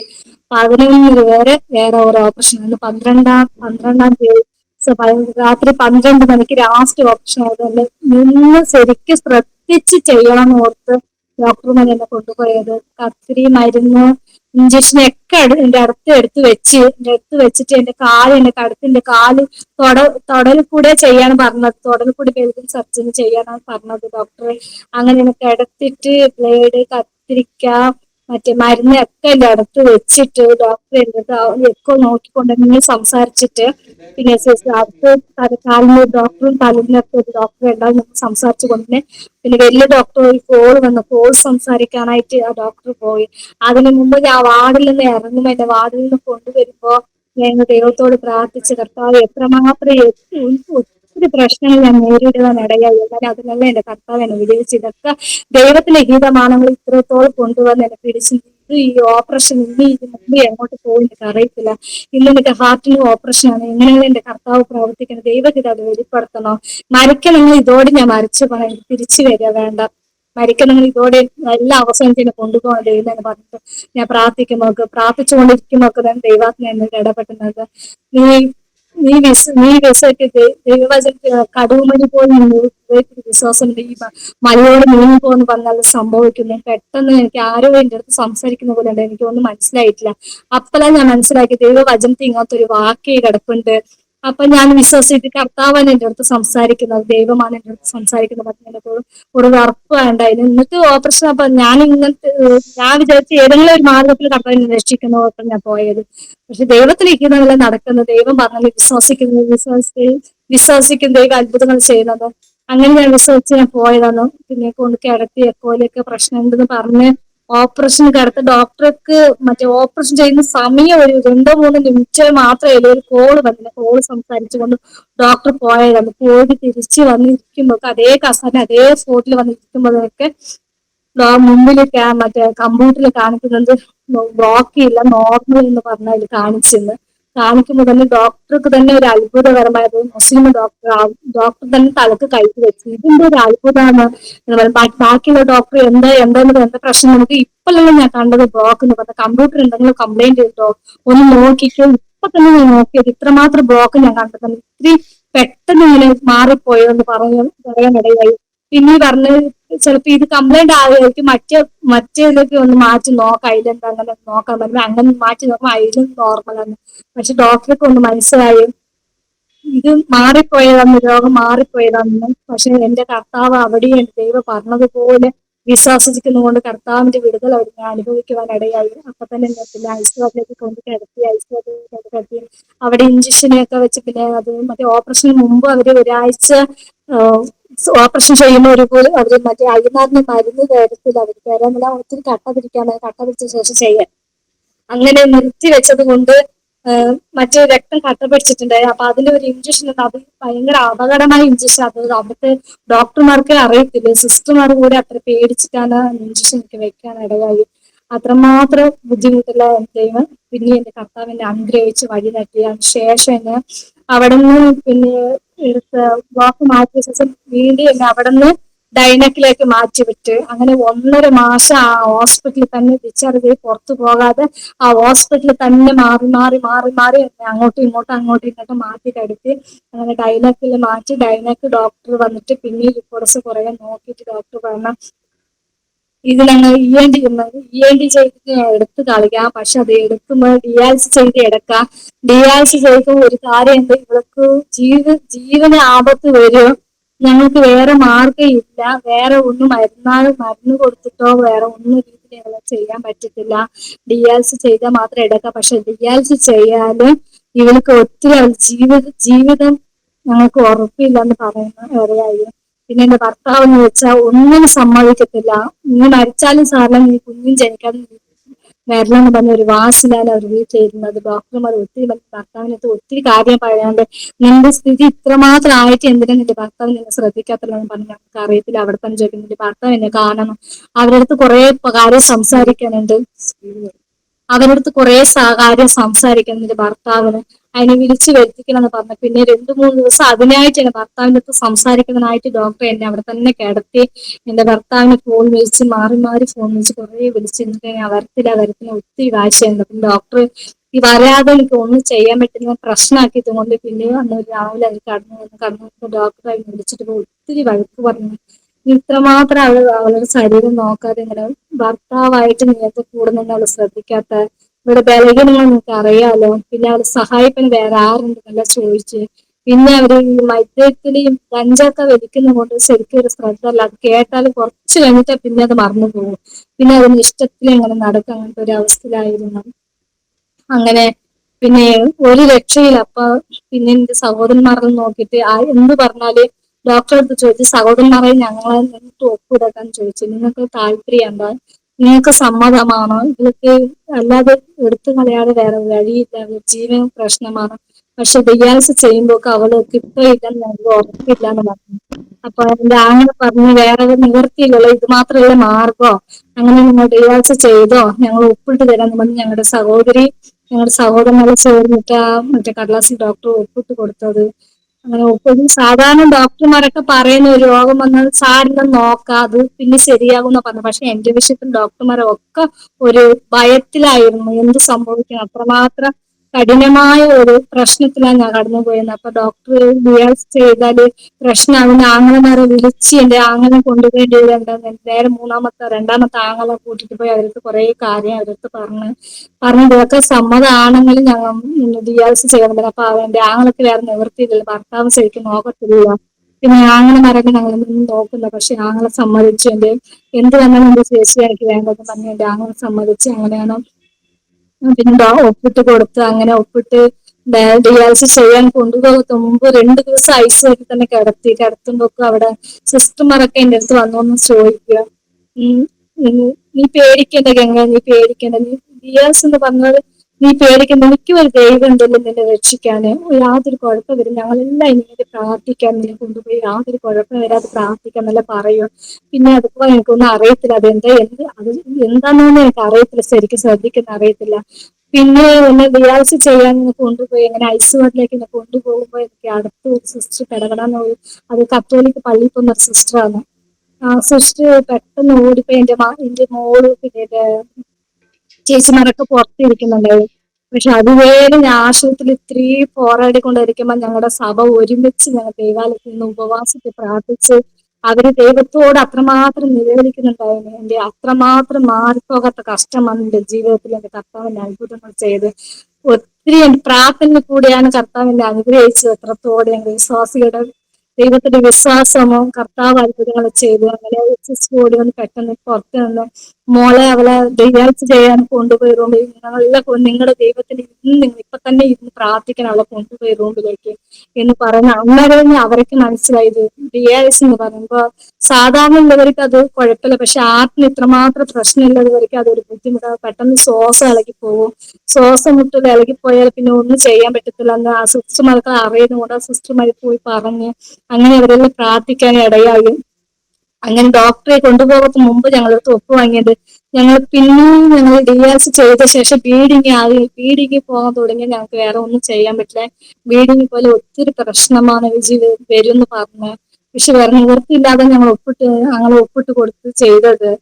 അങ്ങനെ ഡയാലിസിസ് ചെയ്ത് വാർഡിലേക്ക് മറ്റേ ഐസിയുവിലേക്ക് കൊണ്ടുവന്ന് അവിടെ 2 ദിവസം കഴിഞ്ഞിട്ട് അങ്ങനെ ഒരാഴ്ച ഐസിയുവിൽ തന്നെ കിടത്തി. പിന്നെ വാർഡിലേക്ക് മാറ്റിയിട്ട് വാർഡിൽ നിന്ന് പിന്നെ ഡോക്ടർമാർ വന്ന് നോക്കി പോവുകയും ചെയ്യാം. അന്നേരം ചെറുങ്ങനെ ബ്ലീഡിങ് ഒക്കെ പോയിക്കൊണ്ടുണ്ടായത്. അങ്ങനെ ഡോക്ടർ അടുത്ത് പറഞ്ഞു, ഡോക്ടർ ബ്ലീഡിങ് ഒക്കെ നിന്നിട്ട് പോകുന്നു. അപ്പൊ സാധാരണ ബ്ലീഡിങ് പോകുന്നത്, അപ്പൊ മറ്റേ ഡോക്ടർ പറഞ്ഞു ഡയാലിസിസ് ചെയ്ത് എടുക്കുമ്പോൾ അത്ര ബ്ലീഡിങ് ഒന്നും പോകത്തില്ലല്ലോ എന്ന് പറഞ്ഞുകൊണ്ടുണ്ടായിരുന്നു. അപ്പൊ ചിലപ്പോ ഇവൾക്ക് പോവായിരിക്കോ എന്ന് പറഞ്ഞ ഒരു ശ്രദ്ധയില്ലാതെ വിട്ട് അവര് പറഞ്ഞു നിങ്ങൾ ഡിസ്ചാർജ് ആയി പോയിട്ട് ഇങ്ങനെ വീടിന് നിൽക്കാതെ പോകുന്നെങ്കിൽ തിരിച്ച് ഒരു പ്രാവശ്യം ആശുപത്രി ആഴ്ച കഴിഞ്ഞ് കിടന്നു കാണിക്കാൻ വരണോ അങ്ങനെ കാണിക്കാൻ വരണമെന്ന് പറഞ്ഞു. അങ്ങനെ ഞങ്ങൾ ചെന്ന് പറഞ്ഞിട്ട് അന്ന് ഡിസ്ചാർജ് 1.5 മാസം കഴിഞ്ഞിട്ട് വീണ്ടും ഞങ്ങൾ ഡിസ്ചാർജ് ആശുപത്രി അതുവരെ ഇരുന്നിട്ട് ആ 1.5 മാസത്തിന് ശേഷം 2024 അവസാനം ഡിസംബർ ജനുവരി മാസം അവിടുന്ന് ജനുവരി അല്ല ഡിസംബർ മാസം അവിടുന്ന് ഡിസ്ചാർജ് വന്ന് അങ്ങനെ വീട്ടിലേക്ക് വന്ന് ചേച്ചി ഒക്ടോബർ മാസമായിരുന്നു. ഒക്ടോബർ മാസം 2024 ഒക്ടോബർ മാസം ചേച്ചി അങ്ങനെ ആശുപത്രിയിൽ ഇരിക്കുമ്പോ തന്നെ കുഞ്ഞുങ്ങളെന്ന് വെച്ചാൽ ഒത്തിരി മറ്റേ മക്കളെ വിട്ട് ഇത്രമാത്രം ഞാൻ എന്നെ മക്കളൊക്കെ തിരിച്ചൊരു പ്രായം വന്ന ശേഷം തൊട്ട് എന്നെ കാണുന്ന ഒരു രോഗിയായിട്ട് എന്നെ കാണുന്നത്. പക്ഷെ എപ്പം മക്കളെ പോലും എനിക്ക് ശ്രദ്ധിക്കാൻ കഴിയത്തില്ല. മക്കളെന്ന് വെച്ചാൽ എപ്പോ നോക്കിയാൽ ചിലപ്പോൾ 3 മാസം കാണും 4 മാസം കാണും ഏതെങ്കിലും ഒരു ആശുപത്രി അഡ്മിറ്റ് ആയി കുഞ്ഞുങ്ങളുടെ പേരുകളാക്കി ഞങ്ങളുടെ ബന്ധുക്കളെ കുഞ്ഞുങ്ങളെ പോറ്റുന്നത് ആ കുഞ്ഞുങ്ങളുടെ ആവശ്യങ്ങളൊക്കെ അപ്പൊ എപ്പോ രോഗം വന്ന മകൾക്ക് അറിയാം അമ്മ ഇപ്പൊ ആശുപത്രി അഡ്മിറ്റ് ആകും അതുപോലെ കൊണ്ടുപോയി അഡ്മിറ്റ് ആക്കും. അങ്ങനത്തെ ഒരു അവസ്ഥ വരുമ്പോ എന്റെ ഭർത്താവിങ്ങനെ കുടിച്ചിങ്ങനെ നടക്കുന്നുണ്ട്. മോളെന്ന് വെച്ചാൽ ചേച്ചിന്റെ വീട്ടിലെ കൊണ്ടാക്കല് ചിലപ്പോ ചേച്ചിന്റെ വീട്ടിലായിരിക്കും, ചിലപ്പോ ഭർത്താവിന്റെ അമ്മ വീട്ടിലായിരിക്കും, എന്റെ ആങ്ങളെ മറ്റേ വീട്ടിൽ ഇങ്ങനെ മാറി മാറി ഓരോരോ വീട്ടിലെ കൊണ്ടുപോയി ആക്കി മോളെ നോക്കല്. ഞാൻ എപ്പോ ആശുപത്രി പോയാലും അങ്ങനെ എല്ലാവരും നോക്കല്. അങ്ങനെ നോക്കുമ്പോ ഇവര് കുടിക്കാത്ത മുമ്പ് അതുപോലെ ഒരു കുഴപ്പമില്ലാതുണ്ട്. പക്ഷെ ഇവര് കുടിച്ച ശേഷം പ്രശ്നങ്ങളും മദ്യത്തിൽ പോയ ശേഷം ഒത്തിരി പ്രശ്നമൊക്കെ തുടങ്ങി. കുഞ്ഞുങ്ങൾക്ക് സമാധാനം കൊടുത്ത് രാത്രി 12 മണി ആയാലും കുഞ്ഞുങ്ങളെടുത്ത് വണ്ടിയിൽ എടുത്തിട്ട് ഇങ്ങനെ നാടകം ഇറങ്ങി നടക്കും, ഒരു സ്ഥലത്ത് നിൽക്കത്തില്ല. കുഞ്ഞുങ്ങൾ സമാധാനം ഇതുവരെ ഇവര് മദ്യപിച്ച ശേഷം എന്റെ മക്കൾ ശരിക്കും ഉറങ്ങിയിട്ട് ഞാൻ ഇതുവരെ കണ്ടിട്ടില്ല. ഞാനും എന്റെ മക്കളായതുകൊണ്ട് ഇവര് ശരിക്കും ഉറങ്ങിയിട്ട് ഞാൻ കണ്ടിട്ടില്ല. അതുകൊണ്ട് എനിക്ക് ഒത്തിരി വിഷമായിരുന്നു. അങ്ങനെയാണ് പിന്നെ ഞങ്ങള് മറ്റേ ഒരു ഹോസ്റ്റൽ എന്ന് പറയുന്നത് പ്രാർത്ഥിക്കുന്നത് ചർച്ചിൽ പോകുന്നവരാ, ചർച്ചിലാണ് ഹോസ്റ്റല്. നല്ല നോക്കും. ഞങ്ങളുടെ ബന്ധുക്കള് കുഞ്ഞുങ്ങൾ 2-3 കുഞ്ഞുങ്ങളവിടെ ആക്കി പഠിപ്പിച്ചിട്ടുണ്ട്. അങ്ങനെ ഒരു വിവരം കിട്ടിയത് അങ്ങനെ ഒരു ഹോസ്റ്റലാക്കി കുഞ്ഞ് സൂക്ഷിതാക്കി പെൺകുഞ്ഞല്ലേ. പിന്നെ ഈ അച്ഛൻ മദ്യപിക്കുന്ന അച്ഛനെടുത്ത് വെച്ചിട്ട് ഒരു കാര്യമില്ലല്ലോ. അപ്പൊ എനിക്ക് എന്നാലും എനിക്ക് എപ്പോ ഹോസ്പിറ്റലിൽ പോകുന്ന എനിക്കറിയത്തില്ല, എന്ന് എനിക്ക് എന്ത് സംഭവിക്കും എനിക്ക് അറിയത്തില്ല. അങ്ങനെ ഞാൻ ചിന്തിച്ച് ഒത്തിരി ഭാരപ്പെട്ടു. പക്ഷെ കർത്താവാണ് എനിക്ക് വഴി ഒരുക്കി തന്ന ഒരു സമാധാനത്തോടെ നിൽക്കുവാൻ. എന്റെ കുഞ്ഞിനെങ്ങനെ ദേവദാസി എന്റെ ചേച്ചിയൊക്കെ തീരുമാനിച്ച് ഞാൻ ഹോസ്പിറ്റലിൽ അയക്കുമ്പോൾ തന്നെ അങ്ങനത്തെ ഒരു ഹോസ്റ്റൽ എന്ത് കൊണ്ടാക്കുന്നു പറഞ്ഞ് തീരുമാനിച്ച് എന്റെ ചെറിയ ഫോൺ വിളിച്ച് പറഞ്ഞ് ഇങ്ങനത്തെ ഒരു ഹോസ്റ്റൽ നല്ല ഹോസ്റ്റലാണ്, ഹോസ്റ്റലിൽ കൊണ്ടാക്കിയ മോൾ സുരക്ഷിതമായിരിക്കുന്നു. അങ്ങനെ എന്തായാലും ബന്ധുക്കളുടെ വീട്ടിൽ കുഞ്ഞിനെ കൊണ്ടാക്കുമ്പോൾ ഇവര് വന്ന് പ്രശ്നമൊക്കെ എല്ലാ വീട്ടിലും ഏത് വീട്ടിൽ കൊണ്ടാക്കിയ കുഞ്ഞുങ്ങൾക്ക് സ്വസ്ഥത കിട്ടില്ല. ആ കുഞ്ഞുങ്ങൾ കാരണം മറ്റുള്ളവർക്ക് സ്വസ്ഥത കിട്ടില്ല. ഭയങ്കര പ്രശ്നം ബഹളം. അങ്ങനെയെങ്കിൽ അവരെ കൂടി സഹിക്കും. പക്ഷെ പിള്ളേരെ അവര് മുമ്പിൽ വെച്ച് വലിച്ചു കൊണ്ട് നടക്കുമ്പോൾ മറ്റുള്ളവർക്ക് കണ്ടു നിൽക്കാൻ പറ്റത്തില്ല. അങ്ങനെ സമ്മതിച്ച് കൊണ്ടാക്കാന് അങ്ങനെ ഒക്ടോബർ മാസത്തിൽ തന്നെ കുഞ്ഞിനെ കൊണ്ടുപോയി ഹോസ്റ്റലിൽ കൊണ്ടാക്കാൻ ഇടയായി. കുഞ്ഞിനെ കൊണ്ട് ഹോസ്റ്റലാക്കിയിട്ട് മോന് എന്ന് വെച്ചാൽ അച്ഛനെ വിട്ട് മാറത്തില്ല. അച്ഛൻ തന്നെ വേണം മോനിക്ക്, അച്ഛൻ്റെ കൂടെ തന്നെ പോകണം. എന്റെ അമ്മ എന്ന് വെച്ചാൽ മോനെ പഠിപ്പിക്കാൻ പറയാം, പ്രാർത്ഥിക്കാൻ പറയാം, എല്ലാത്തിനും ശ്രദ്ധ വയ്ക്കാൻ പറയും. പക്ഷെ അച്ഛനാണെങ്കിൽ അത് ഇഷ്ടത്തിന് ഇങ്ങനെ വിട്ട് നടക്കും. അങ്ങനെ അത് കാരണം അച്ഛൻ മതി മോനിക്ക്. മോന് 11 വയസ്സായിട്ട് അച്ഛൻ മാത്രമേ മതി മോനിക്ക്. മോളെന്ന് വെച്ചാൽ പേടിയാണ് അച്ഛൻ കുറിച്ചിട്ട് നടക്കുന്നത്, പിന്നെ പ്രശ്നമാക്കുന്നത്, എന്നെ ഉപദ്രവിക്കുന്നത്. ഇതുവരെ മോള് ഒരു 6 വയസ്സ് വരെ കാണാത്ത ഒരു കാഴ്ചയാണ് 6 വയസ്സിന് ശേഷം മോള് കാണുന്നത്. അച്ഛൻ കുടിച്ചിട്ട് പ്രശ്നമാക്കുന്ന വീട്ടില് ബഹളാക്കുന്നതൊക്കെ കണ്ടു വളർന്നതിന് മകൾക്ക് ഒരു പേടിയായി. പിന്നെ മോള് പോകാൻ തീരുമാനിച്ചു, ഹോസ്റ്റലിൽ പോയി നിൽക്കാന്ന് തീരുമാനിച്ച് അങ്ങനെ മോളെ കൊണ്ട് ഹോസ്റ്റലാക്കിയ ശേഷം പിന്നെ ഞാൻ ഒക്ടോബർ മാസത്തിൽ ഡിസ്ചാർജ് വീട്ടിൽ വന്നു. ഒക്ടോബർ മാസം ഡിസ്ചാർജ് അങ്ങനെ നവംബർ മാസം ചേച്ചിയുടെ വീട്ടിൽ നവംബർ മാസം ചേച്ചിയുടെ വീട്ടിലുണ്ടായിരുന്നു. 1 മാസം കാലം ഫുള്ള് ചേച്ചിയുടെ വീട്ടിലുണ്ടായിരുന്നു. അന്നേരം എന്റെ ഭർത്താവ് വരും, വന്ന് ചോദിക്കും, പിന്നെ വിട്ടയക്കത്തില്ലെന്ന് പറയും. ഇടയ്ക്ക് പിന്നെ തിരിച്ചു പോകും. അങ്ങനെയൊക്കെ ഉണ്ടായില്ലേ. 1 കൊല്ലായി ഭർത്താവ് എന്നെ വിട്ട് പോയിട്ട് പിന്നെ ഇടയ്ക്ക് ഒരു 3-4 മാസം കൂടുമ്പോൾ ഇടയ്ക്ക് ഒരു ദിവസം വരും, വന്ന് കാണും, കണ്ടിട്ട് പിന്നെ പോകും. ഇതല്ലാതെ വേറെ സ്ഥിരമൊന്നും നിൽക്കലില്ല. അങ്ങനെ ആകുമ്പോക്ക് ഒക്ടോബർ മാസത്തിൽ നവംബർ മാസം ഫുള്ള് നവംബർ മാസം ഒരു 22-23 തീയതി എന്റെ ഭർത്താവ് വന്ന് മറ്റേ വണ്ടിന്റെ പ്രശ്നമായി. വലിയ വണ്ടി എടുക്കുമ്പോൾ ഞാനാണ് ജാമ്യം നിന്ന് എടുത്തു കൊടുത്തത്. പക്ഷെ അവര് പറഞ്ഞെല്ലാം ഞാൻ വിശ്വസിച്ച് ഇറങ്ങിപ്പോയായിരുന്നു. നീ വന്നില്ലെങ്കിൽ കേസ് ആവും, ജാമ്യം നിന്നോട് എനിക്ക് 4 അടവ് ഞാൻ അടയ്ക്കാതെ അടച്ചില്ല. അതുകൊണ്ട് പോലീസ് നിന്നെ കൂട്ടിട്ട് കോടതിയിലേക്ക്, കണ്ണൂർ കോടതിയിലേക്ക് വരാൻ പറഞ്ഞു. വരണം എന്ന് പറഞ്ഞ കൂട്ടിട്ട് പോയി. അങ്ങനെ കൂട്ടിട്ട് പോയിട്ട് കണ്ണൂർ ചേച്ചിയുടെ വീട്ടിലേക്ക് പോയി. ചേച്ചിയുടെ വീട്ടിൽ കൊണ്ടുപോയിട്ട് വക്കീൽ ഒന്ന് വരാൻ പറഞ്ഞിട്ട് എന്നിട്ട് അടവ് കളിക്കാനാ പറഞ്ഞത്. ഇനി അടവ് കളിക്കാനെന്ന് പറഞ്ഞു. ഞാൻ പറഞ്ഞു എത്രമാത്രം എന്നെ പറ്റിച്ച് കൊണ്ടുവന്നത്, എത്രമാത്രം കോടതി വിളിക്കുന്നു, വക്കീൽ വിളിക്കുന്നു പറഞ്ഞിട്ട് എന്നെ വിളിച്ചു കൊണ്ടുവന്നത് എന്ന് പറഞ്ഞു. പിന്നെ ഒന്നും ഇല്ല, ഞാൻ കുടിക്കത്തില്ല, ഇതിന് ശേഷം ഞാൻ കുടിക്കാതെ ഞാൻ ശരിക്കും നോക്കിക്കാതെ മുമ്പോട്ട് ഇനി കുടിക്കാതെ ജീവിക്കാതെ, എനിക്ക് ഒരു രോഗി എനിക്ക് അറിയാം, നിന്നെ നോക്കാൻ വേറെ ഞാൻ അങ്ങനെ ജീവിക്കും, നിന്നെ നോക്കാൻ പറയും. അതൊക്കെ പറഞ്ഞു വെച്ച് എനിക്ക് വലിയ വിഷമായി. പിന്നെ തിരിച്ച് ശരിയാകുമെന്ന് ഓർത്തിട്ട് ഒരു വിശ്വാസത്തിൽ പിന്നെ ഞാൻ തിരിച്ചു പോയി. അങ്ങനെ ഡിസംബർ മാസം ഒരാഴ്ച അങ്ങനെ കൂടുന്നത്. ഡിസംബർ മാസമായി. ജനുവരി മറ്റേ ന്യൂ ഇയറിനായിരുന്നു. ന്യൂ ഇയർ കഴിഞ്ഞിട്ട് പിറ്റേ ദിവസം 2-ാം തീയതി ജനുവരി 2-നായിരുന്നു വീട്ടിലിങ്ങനെ ഇരിക്കുമ്പോക്ക് വെറുതെ ഫോണിൽ മെസ്സേജ് ഒക്കെ ഇങ്ങനെ ഫോൺ നോക്കിയിരിക്കും. ഫോണിൽ വരുന്നതെല്ലാം കണ്ടുകൊണ്ട് ഇങ്ങനെ നോക്കിക്കൊണ്ടിരിക്കുമ്പോൾ ഞാൻ ഇരിക്കുന്ന സ്ഥലത്ത് ഫുള്ള് ഇങ്ങനെ ബ്ലഡ് ഇങ്ങനെ ഒലിച്ചു പോകുന്നത് ഞാൻ കണ്ട്.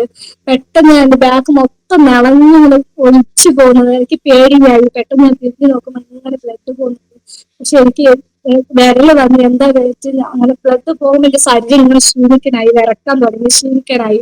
പിന്നെ എനിക്ക് പേടിയായി. ബ്ലഡ് ഇങ്ങനെ പെട്ടെന്ന് പോകുന്നതുകൊണ്ട് ഞാൻ ഡോക്ടറെ മറ്റേ ഭർത്താവിനെ ഞാൻ വിളിച്ച് പറഞ്ഞു, ഇതിനെ ബ്ലീഡിങ് നല്ലോണം പോകുന്നൊന്ന് വേഗം പറഞ്ഞാന്ന് പറഞ്ഞു. അവർ പറഞ്ഞു ഞാൻ ഇപ്പൊ വരുന്ന, അവർ ജോലിക്ക് പോയിട്ടുണ്ട്, ഞാൻ വേഗം വരാന്ന് പറഞ്ഞു. അങ്ങനെ പിടിച്ച് പിന്നെ എഴുന്നേറ്റ് ബാത്റൂമിലേക്ക് പോകുമ്പോ ഇങ്ങനെ ഒത്തിരി ഇങ്ങനെ ഒലിച്ചു പോകുന്ന, സാധാരണ പൈപ്പ് തുറന്നിട്ട് വെള്ളം എങ്ങനെ പോലെ അതുപോലെ ഒരു ഒലിച്ചിങ്ങനെ പോകുന്നത്. അപ്പൊ എനിക്ക് ഭയങ്കര പേടിയായി. അങ്ങനെ ഒലിച്ചു പോകുമ്പോൾ എന്റെ ശരീരം ഒത്തിരി ക്ഷീണിക്കാനായി, ഒത്തിരി വിരല് കൂടി. അങ്ങനെ ക്ഷീണിക്കാൻ വരുമ്പോൾ എനിക്ക് പെട്ടെന്ന് എന്തായാലും ഭർത്താവ് ജോലിക്ക് പോയിരിക്കുന്നത് വരുമ്പോൾ വൈകിന്ന് പറഞ്ഞിട്ട് അടുത്ത് എന്റെ മൂത്തവന്റെ മുകളിലുള്ള ഒരു ചേച്ചി, ആ ചേച്ചിക്ക് പെട്ടെന്ന് ഫോൺ വെച്ച് ചേച്ചി ഒന്ന് വേഗം ഓടി വരാൻ, എനിക്ക് എന്താണെന്ന് അറിയില്ല, വീടിന് പെട്ടെന്ന് ഇറങ്ങി പോകുന്നതിലേക്ക് വല്ലാത്ത ക്ഷീണം പിടിക്കുന്ന വേഗം മാറാം ചേച്ചിനെ പറഞ്ഞു. അപ്പൊ അങ്ങനെ ചേച്ചി പറഞ്ഞിട്ട് ഞാൻ വേഗം വരാന്ന് പറഞ്ഞിട്ട് ചേച്ചി കട്ടാക്കിയ ശേഷം ഞാൻ അവിടെ ബോധം കിട്ടി വീണ്. അപ്പൊ അന്നേരം ബോധം കെട്ടി വീണ് അവര് വരുമ്പോഴൊക്കെ ഞാൻ ബോധം കെട്ടി വീണിട്ടുണ്ടായിരുന്നു പറഞ്ഞത്. അന്നേരത്തെ നിലത്ത് വീണു.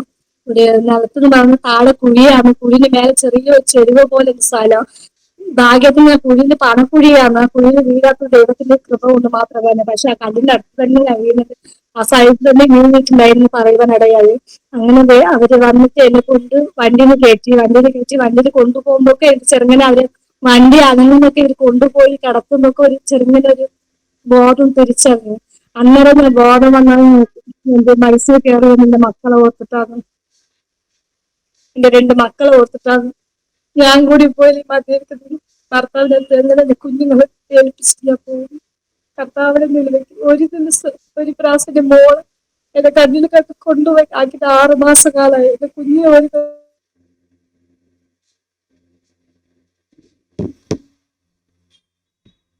പ്രാവശ്യം കണ്ടാൽ മതി ഒത്തിരി വിഷമിച്ചു. പോയാൽ തിരിച്ചു വരുന്ന എനിക്ക് അറിയില്ല. പറഞ്ഞാല് ഹാർട്ട് റേറ്റ് കുറഞ്ഞെന്നാ പറഞ്ഞ ഡോക്ടർ കൊണ്ടുപോയിട്ട്. അത്രമാത്രം എന്റെ ശരീരം തളർന്നു പോയി, കൈയും കാലൊക്കെ തളർന്നു പോയി, കണ്ണ് മാത്രം ഇങ്ങനെ തുറന്നു കിടക്കുന്നു, ശരീരം മൊത്തം തളർന്നു പോയി.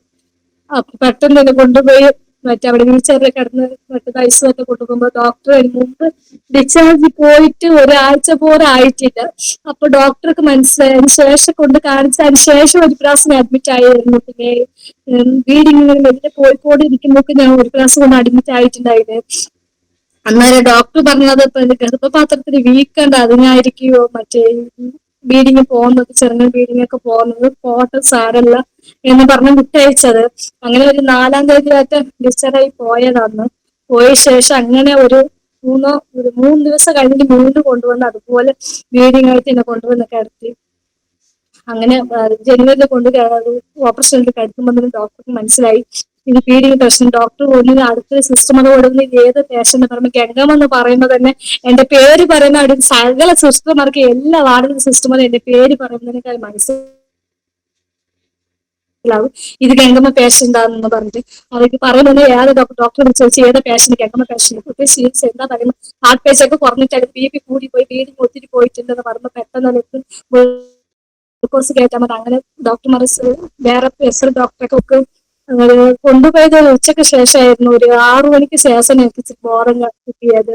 അന്നേരം എന്റെ ഡോക്ടർ ഒന്ന് പറഞ്ഞത് ഇത് ബ്ലീഡിങ് ഒത്തിരി പോയത് കൊണ്ട് എന്താ പ്രശ്നം ഇതുവരെ കണ്ടുപിടിക്കാൻ പറ്റത്തില്ല. പക്ഷെ ഗർഭപാത്രത്തിന് വീക്കം കാണുന്നുണ്ട്. പക്ഷെ അത് എന്താന്ന് നമുക്ക് അറിയത്തില്ല. അത് കൊണ്ടുപോയിട്ട് മറ്റേ വേറെ ഒരു ഐസ് വാർഡുണ്ട്. അവിടുത്തെ ഡോക്ടർ സാധാരണ മെഡിസിൻ ഐസ് വാർഡുണ്ട് അവിടെ കൊണ്ട് കാണിക്കണം പറഞ്ഞു. അങ്ങനെ വേറെ ഓപ്പറേഷൻ തിയേറ്ററില് പിറ്റേ ദിവസം തന്നെ അവിടെ നിന്ന് മറ്റൊരു കാണിച്ചത്. അവിടെ കൊണ്ട് കാണിക്കുമ്പോൾ ആ ഡോക്ടർ പറഞ്ഞിട്ട് ഇത് നമ്മൾ എന്ത് ചെയ്യാൻ പറ്റും, ഇത് ഒന്നും ചെയ്യാൻ പറ്റില്ല. ഈ രോഗം ഈ ബ്ലീഡിങ് പോകുന്നതുകൊണ്ട് ഈ എന്ത് പക്ഷെ ഗർഭപാത്രത്തിന് നോക്കിയ ചെറുങ്ങനെ വീക്കം കാണുന്നുണ്ട്. പക്ഷെ അല്ലാതെ വേറെ ഒന്നും കാണുന്നില്ല പറഞ്ഞു.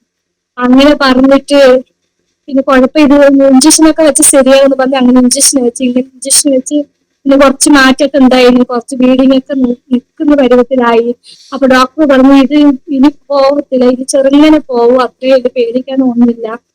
പോയിട്ട് എന്തെങ്കിലും പിന്നെ എന്തെങ്കിലും ബ്ലീഡിങ് ആയിട്ട് പ്രശ്നം വന്നാൽ തിരിച്ച് നിങ്ങൾക്ക് കൊണ്ടുവരണം എന്ന് പറഞ്ഞ് വിട്ടയച്ച്. അങ്ങനെ വിട്ടയച്ച് പിന്നെ തിരിച്ചു പോയി. 9-ാം തീയതി ഡിസ്ചാർജ് ആയി പോയത്. 9-ാം തീയതി ജനുവരി 9-ന് ഡിസ്ചാർജ് ആയി. ഡിസ്ചാർജ് പോയിട്ട് പിന്നെ ചേച്ചി വീട്ടിലേക്ക് പോയത്, ആങ്ങളുടെ വീട്ടിലേക്ക് പോയത്. ചേച്ചിയുടെ വീട്ടിലെന്ന് പറഞ്ഞാൽ ഭർത്താവിന് ഭയങ്കര പ്രശ്നമായിട്ട് കുഞ്ഞും കേട്ട് കുഞ്ഞിനെ കൊണ്ടാക്കുന്ന ഭയങ്കര പ്രശ്നം. ചേച്ചി എന്നെ സംരക്ഷിക്കുന്നു പറഞ്ഞ് എനിക്ക് അന്ന് അമ്മയില്ലാത്ത കൊണ്ട് ചേച്ചി എല്ലാ കാര്യവും നോക്കുന്നത്.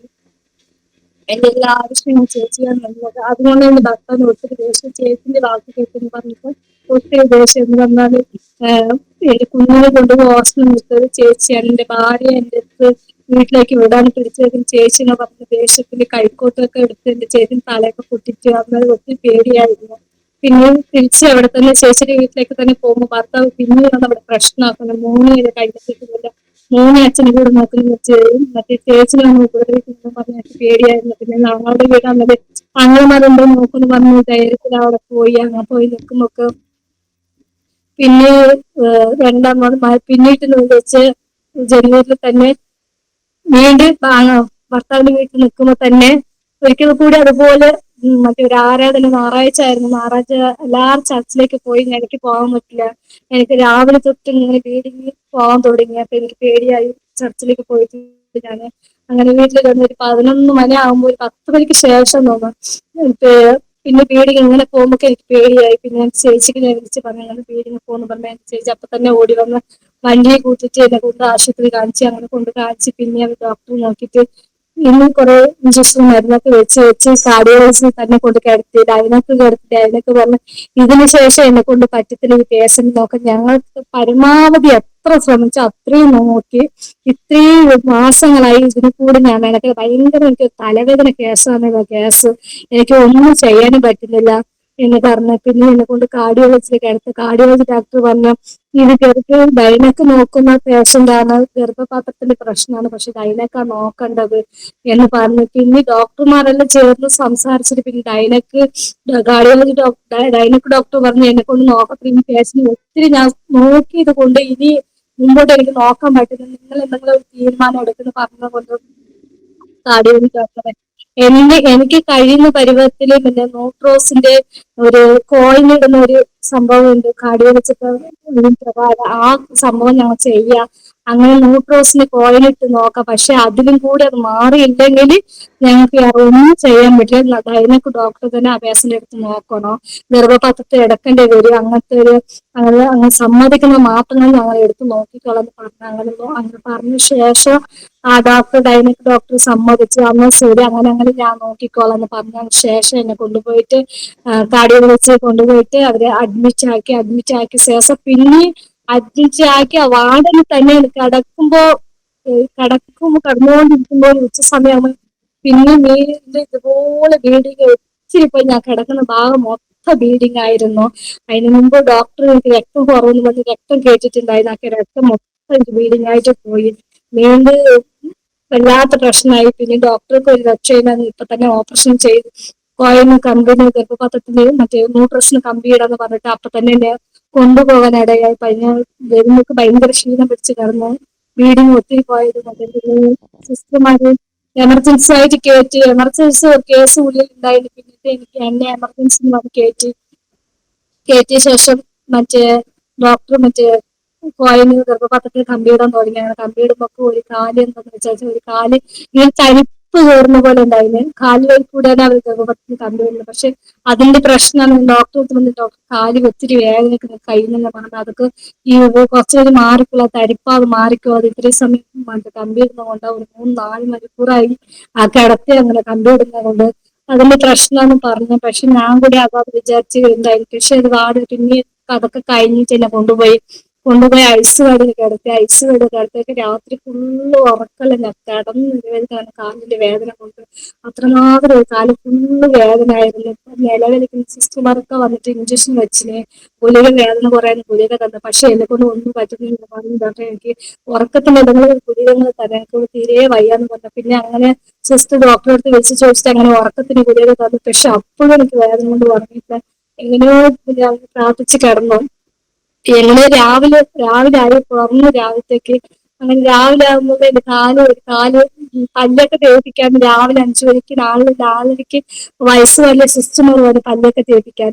അങ്ങനെ പല്ലൊക്കെ തേപ്പിക്കാൻ സിസ്റ്റർമാർ വരുമ്പോൾ എന്നോട് ശരിക്ക് കയറിയിരിക്കുന്നു പറഞ്ഞു. അങ്ങനെ ശരിക്ക് കയറിയിരിക്കാൻ ഇങ്ങനെ എഴുന്നേൽക്കുമ്പോൾ എന്റെ ഒരു കാല് മാത്രം അനങ്ങുന്നില്ല.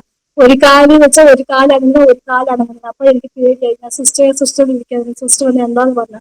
എന്റെ ഒരു കാല് അടങ്ങുന്ന സിസ്റ്റർ, എന്താ പറ്റിയ സിസ്റ്റർ എന്ന് പറയുമ്പോൾ സിസ്റ്റർ വന്ന് ആളുകൾ തടുത്ത് കരുതും. ഇല്ല സിസ്റ്റർ എനിക്ക് കാല് അടങ്ങുന്നില്ല കാല്. അപ്പൊ സിസ്റ്റർക്ക് പേടിയായി. അപ്പൊ എന്നെ പല്ലൊക്കെ തേപ്പിച്ച് ഡ്രസ്സൊക്കെ മാറ്റിയിരുത്തി. പിന്നീട് ഒരു 7 മണി ആകുമ്പോഴേക്കും ഡോക്ടർ, സാധാരണ ഡോക്ടർ വരില്ല. അപ്പൊ ഡോക്ടർ അടുത്ത് പറഞ്ഞ് എനിക്ക് കാല് എന്തെങ്കിലും പേഷ്യന്റ് കാല് ഒന്നും അടങ്ങുന്നില്ല എന്ന് പറയുമ്പോൾ ആ ഡോക്ടർ പറഞ്ഞ് മറ്റേ ഡോക്ടർ വിളിച്ച് പറയിക്കണം. ആ ഡോക്ടർ വന്ന് നോക്കിയിട്ട് എന്താ മറുപടി പറയണമെന്ന് പറഞ്ഞു. അങ്ങനെ എനിക്ക് എടുത്തിട്ട് മറ്റേ ഒരു ഡോക്ടർ ഉണ്ടായിരുന്നു. ആ ഡോക്ടർ വന്ന് വിളിക്കുക. അത് കാർഡിയോളജി ഡോക്ടറാണ്. വിളിക്കുമ്പോ ആ ഡോക്ടർ വന്ന് കാല് എക്സ്റേ സ്കാനിങ് ഒക്കെ എടുക്കും. മറ്റേ എനക്കുമൊക്കെ അത് വന്നിട്ട് ഒട്ടും ഒരു കാല് ഫുള്ള് അണക്കല്ല. തോടയിലൊന്നും താഴെ ഒരു കാല് ഒട്ടും അണക്കല്ല. ഒന്നുപോലും അനങ്ങുന്നില്ല. അങ്ങനെ നിരവെച്ച് അങ്ങനെ കിടക്കുന്ന കാല്, ഒരു അണക്കല്ലാതെ കാല്. അപ്പൊ സിസ്റ്റർ വന്നിട്ട് ആ ഡോക്ടർ വന്നിട്ട് ഇത് ഒരു കാലിന് ഒരു അണക്കൽ, തീരെ അണക്കലല്ലാതെ എന്തോ പറ്റിയത്. മറ്റു ഡോക്ടർ ഓപ്പറേഷൻ ചെയ്ത ഡോക്ടറെ തന്നെ വിളിച്ച് അറിയിക്കുക, അല്ലാതെ വേറെ ഒന്നും വഴിയില്ലെന്ന് പറഞ്ഞിട്ട് ആ ഡോക്ടർ ഒന്ന് പോയി. പിന്നെ എനിക്ക് ഒത്തിരി കരച്ചിലായി. കരച്ചിൽ എന്ന് പറഞ്ഞാൽ എല്ലാവരും മുമ്പിലിരിക്കുന്ന സിസ്റ്റർമാരൊക്കെ നോക്കിക്കൊണ്ടിരിക്കുന്നു. എന്നെ കുറിച്ച് അവരൊക്കെ പറഞ്ഞു, പാവ ഈ പെണ്ണ് എത്രമാത്രം കഷ്ടപ്പെടും, എത്രമാത്രം ബുദ്ധിമുട്ടി. ഞാൻ ഇവിടെ ഡ്യൂട്ടിയിൽ വന്ന ദിവസം തൊട്ട് കാണുന്നത് ഇടയ്ക്കിടയ്ക്ക് വന്ന ഐശ്വര്യത്തിൽ കിടന്നു പോകുന്ന പെണ്ണാണ്. ഇപ്പൊ ഈ കാര്യം പോയാലെന്ന് പറഞ്ഞ സിസ്റ്റർമാരൊക്കെ അവരെ പറയുന്നത്, അവര് തമ്മിൽ പറയുന്നൊക്കെ ഞാൻ കേട്ട് ഞാൻ അറിയാൻ തുടങ്ങി. അങ്ങനെ ഞാൻ അറിയുമ്പോ എന്നെ നോക്കാൻ വന്ന എന്റെ ചേച്ചിയുടെ മോളുണ്ടായിരുന്നു. അത് പോയി എന്റെ ചേച്ചിക്ക് ഫോൺ വിളിച്ച് പറഞ്ഞായിരുന്നു, എന്റെ ചേച്ചിക്ക് ഒരു കാല് അനങ്ങുന്നില്ലെന്ന് പറഞ്ഞിട്ട്. അങ്ങനെ ഒരു ചേച്ചിയോട് കുറെ സമാധാനപ്പെടുത്തി. എനിക്ക് കാലില്ലെങ്കിൽ എന്റെ കാലില്ലല്ലോ, ഞാനുണ്ടല്ലോ എന്റെ കൂടെ. അവസാനം എന്റെ ഭർത്താവ് ഉപേക്ഷിച്ചു പോയി, ഞാൻ എങ്ങനെ ഉപേക്ഷിക്കുമോ എന്ന് എന്റെ ചേച്ചി എനിക്ക് സമാധാനം പറയാൻ ഇടയായി. ഞാൻ എന്താ സമാധാനം പറ്റിയാൽ എനിക്ക് ഒരു സമാധാനം ഇല്ല. എന്നിടത്ത് എന്റെ കാലും കൂടി പോയതിന്റെ അവസ്ഥ നോക്കൂ. അപ്പൊ ഞാൻ ദൈവത്തോട് പ്രാർത്ഥിച്ചതാണ്, കർത്താവേ എത്രയോ അത്ഭുതം എന്റെ ജീവിതത്തിൽ എന്റെ ദൈവം ചെയ്ത്. പലപ്പോഴും മരണം എന്റെ മുമ്പിൽ വന്ന് ഞാൻ മരിക്കുന്നു കണ്ട സ്ഥാനം മരിച്ചു പോയെന്ന് വിചാരിച്ച്, പക്ഷെ എന്നെ ജീവിപ്പിച്ച് എന്റെ ദൈവമാണ്. എന്നും ഈ കാര്യം പോയിട്ട് ഞാൻ എന്തിനാ ജീവിക്കുന്നതെന്ന് ഞാൻ ചോദിക്കും. അങ്ങനെ ചോദിച്ച് കരഞ്ഞുകൊണ്ടിരിക്കുമ്പോ പെട്ടെന്ന് എന്റെ കാലിൽ വന്ന് ചെറുങ്ങനെ, അത് അത്രയും ഒരു മാറ്റമൊന്നുമില്ല, ചെറുങ്ങനെ ഒരു തരിപ്പ് തോന്നിയ പോലെ എന്റെ കാല് ചെറുങ്ങനെ വേദന തുടങ്ങി. അങ്ങനെ വേദന വരുമ്പോ ഞാൻ സിസ്റ്റർ സജിയുടെ കാല് വേദനയ്ക്ക് പറഞ്ഞിട്ട് അന്നേരം സിസ്റ്റർക്ക് ഒരു സമാധാനം വന്നത്. കാലിൽ വേദന ഉണ്ടെന്ന് പറയുന്നുണ്ടല്ലോ. പിന്നെ ഡോക്ടറെ വിളിച്ച്, ഡോക്ടറെ നിങ്ങൾക്ക് എങ്ങനെ പേഷ്യന്റ് കാലിൽ ചെറിയ വേദന വരുന്നെന്ന് പറഞ്ഞു. അങ്ങനെയാണ് മറ്റേ ഓപ്പറേഷൻ ചെയ്ത ഡോക്ടർ വന്നിട്ട്, അന്നേരം ആ സമയത്ത് തന്നെ ഓപ്പറേഷൻ ചെയ്ത ഡോക്ടർ വന്ന് നോക്കിയിട്ട് പറഞ്ഞു, ഇനി വാർഡിലേക്ക് മാറ്റിക്കോ, ചെറിയ ഐസ് വാർഡിലേക്ക് മാറ്റിക്കോ, ഇവർക്ക് നടക്കാൻ കഴിയാത്തത് കൊണ്ട് വാർഡിലേക്ക് മാറ്റി അവർക്ക് ബാത്റൂമിൽ ഒന്ന് പോകാൻ പറ്റുന്ന ഐസ് വാർഡിലേക്ക് മാറ്റി തന്നെ കിടക്കുന്നു പറഞ്ഞാൽ അങ്ങനെ ചെറിയ ഐസ് വാർഡിലേക്ക് മാറ്റി. അങ്ങനെ ഒരാഴ്ച കാലം കൊണ്ട് ചെറിയ ഐസ് വാർഡിലേക്ക് തന്നെ കിടന്നത്. അപ്പോഴും ഞങ്ങൾ സഭ ഒരുമിച്ച് ആവശ്യത്തിന് വേണ്ടി പ്രാർത്ഥിച്ചുകൊണ്ടായിരുന്നു അത്ഭുതങ്ങൾ ചെയ്യാനൊക്കെ ആ സ്ഥലത്ത് ഞാൻ തീരുമാനം തന്ന കർത്താവെ, എന്നെ മരിക്കാനും എന്റെ ദൈവം അനുവദിക്കുന്നില്ല, ജീവിക്കാനും എനിക്ക് കൊണ്ട് പറ്റുന്നില്ല. എന്തിനാ ഇനി ഞാൻ ജീവിക്കുന്നത്? കർത്താവിന്റെ ദൈവസ്ഥിതി പ്രകാരം മാത്രം ജീവിക്കുന്നത്. എന്ത് വന്നാലും എന്തൊക്കെ നഷ്ടപ്പെട്ടാലും ഇനി ദൈവത്തെ വിട്ട് ഞാൻ മാറുകയില്ല. ഞാൻ ദൈവസ്ഥ ഞാൻ വിശ്വസ്തയോടെ മുമ്പോട്ട് പോകാം. എന്റെ കർത്താവ് എന്റെ ജീവിതം ഒത്തിരി നന്മ ചെയ്തിട്ട്, പക്ഷെ അത് മറ്റൊരു അനേകർക്ക് ഞാൻ സാക്ഷിയായി ജീവിക്കണമെന്ന് പറഞ്ഞ് ഞാൻ ദൈവത്തോട് പ്രാർത്ഥിച്ചു. അങ്ങനെ പ്രാർത്ഥിക്കുമ്പോൾ തന്നെ എന്റെ ചേച്ചി ന്യൂ ഇയറിന്റെ ഒരു വാക്യം ഞാൻ വെള്ളിയാഴ്ച കഴിഞ്ഞിട്ട് ഒരു വാക്യം കൊണ്ട് തരുന്നത്. ആ വാക്യം കൊണ്ട് നിന്ന് ആ വാക്യത്തിൽ ഇങ്ങനെ എഴുതിയിരിക്കുന്നത്, ഇതാ ഞാൻ എന്റെ മുമ്പിൽ ഒരു വാതിൽ തുറന്നു വെച്ചിരിക്കുന്നത്, അത് ആർക്കും അടിച്ചുകൂടാ. ആ വാക്യം കിട്ടുന്നത് എനിക്ക് ഒത്തിരി സന്തോഷമായി. പക്ഷെ ഇതുവരെ എന്റെ ജീവിതത്തിൽ നടന്ന ഓരോ വിഷയങ്ങളുടെ കർത്താവ് എനിക്ക് അത് എഴുതി കാണിച്ചത് പോലെ എന്റെ ജീവിതത്തിൽ സംഭവിച്ചു കൊടുക്കുക. അത്രമാത്രം സന്തോഷമുണ്ട് എന്റെ കർത്താവിന്റെ ജീവിതത്തിൽ നടത്തിയിട്ട് പോയിട്ട്. പിന്നെ ഞാൻ ദൈവത്തോട് തീരുമാനിച്ചെടുത്തതിന് ശേഷം ഞാൻ വിചാരമായി, കാലം ഒത്തിരി നടക്കാനൊന്നും പറ്റത്തില്ല, പക്ഷെ കാലം കണക്കാക്കാൻ പറ്റൂ. ചെറുങ്ങനെ തൂങ്ങി നടന്ന ഒരാള് അടുത്ത് നിന്ന് തന്നെ പിടിച്ചുകൊണ്ട് നടക്കാനൊക്കെ പറ്റും. അങ്ങനെ കുറച്ച് ദിവസം അങ്ങനെ ഉണ്ടായി. അങ്ങനെ മെല്ലെ മെല്ലെ കാല് പതുക്കെ എടുത്ത് വെക്കാൻ ആയി. അങ്ങനെ പിന്നെ പിന്നെ കാർഡിയോളജി കഴിക്കുമ്പോൾ കാർഡിയോളജി ഡോക്ടർ ഇത് ഞങ്ങളെ കൊണ്ട് പറ്റിയ ന്യൂറോളജി ഡോക്ടർ തന്നെ കാണിക്കണമെന്ന് പറഞ്ഞു. അങ്ങനെ തിരിച്ചു കൊണ്ടുപോയി ന്യൂറോളജി നെഫ്രോളജി എനിക്ക് കിഡ്നിക്ക് പ്രശ്നമുള്ളതാണ്. കിഡ്നിക്ക് ക്രിയാലിറ്റി കൂടും, ഇടക്കിടക്ക് ക്രിയാലിറ്റിക്ക് ഒത്തിരി കൂടും. അങ്ങനെ കൂടുമ്പോൾ പ്രശ്നമാണ്. അപ്പൊ കിഡ്നിയുടെ കുറെ വർഷമായി കിഡ്നിയുടെ ഗുളിക ഞാൻ കഴിച്ചുകൊണ്ടിരിക്കുന്നത്. എസ് എൽ രോഗത്തിന് ഞാൻ കഴിച്ചുകൊണ്ടിരിക്കുന്നത്. അത് ഇത്രയും മരുന്ന് കഴിച്ചുകൊണ്ടിരിക്കുമ്പോൾ അതൊക്കെ പിന്നെ നെഫ്രോളജി ഡോക്ടറെ കാണിക്കുന്നത്. അപ്പൊ അങ്ങനെ നെഫ്രോളജി ഡോക്ടറെ കാണിക്കുമ്പോൾ നെഫ്രോളജി ഡോക്ടർ കാലിന് എന്താ പറ്റിയെന്ന് ചോദിച്ചു. ഞാൻ പറഞ്ഞു ഇങ്ങനത്തെ ഒരു അവസ്ഥ, ഇങ്ങനെ ഓപ്പറേഷൻ കഴിഞ്ഞ ശേഷം കാലിന് തളർന്നു പോയെന്ന്.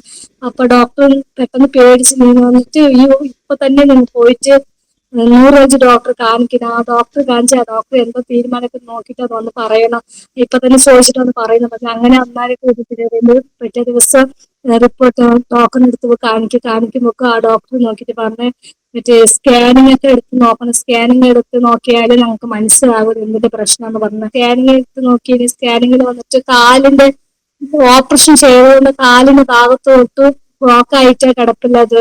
പക്ഷെ ഞങ്ങളെ കൊണ്ട് ഒന്നും പറ്റത്തില്ല, ഞങ്ങൾക്ക് ഒത്തിരി സഹായിക്കണം തോന്നുന്നു, പക്ഷെ ഞങ്ങളെ കൊണ്ട് പറ്റത്തില്ല, നിങ്ങളൊന്ന് പെട്ടെന്ന് കൊണ്ടുപോയി കാർഡിയോളജി ഡോക്ടറെ തന്നെ നിങ്ങളെ കൊണ്ട് കാണിക്കണം എന്ന് പറഞ്ഞു. അങ്ങനെ കാർഡിയോളജി ഡോക്ടർ കാണിച്ച് കാർഡിയോളജി ഡോക്ടർ പിന്നെ കുറച്ച് ദിവസത്തിന് മരുന്ന് കഴിച്ച് നോക്ക്, മാറിയില്ലെങ്കിൽ വരാൻ പറഞ്ഞു. അങ്ങനെ കുറച്ച് ദിവസം മരുന്ന് കഴിച്ച് മാറിയില്ല. തിരിച്ചു പോയി പറയുന്നു അവര് അഡ്മിറ്റ് ആക്കി, ഓപ്പറേഷൻ ചെയ്യുന്ന അഡ്മിറ്റ് ആക്കി. അങ്ങനെ ഒരാഴ്ച കാലം അവിടെ അഡ്മിറ്റ് ആക്കി ഒരു ഡേറ്റ് തന്നു ഓപ്പറേഷന്. പക്ഷെ അനുസരിച്ച് തരുന്ന ഡോക്ടർ ഒട്ടും സമ്മതിക്കത്തില്ല. എന്റെ റിപ്പോർട്ടേഴ്സ് നോക്കിയിട്ട് അവർ ഡോക്ടറൊക്കെ പേടിക്കുന്നത്, എനിക്ക് ഒന്നും ചെയ്യാൻ പറ്റില്ല. നിങ്ങൾ 4 ഡോക്ടർ ഒരുമിച്ച്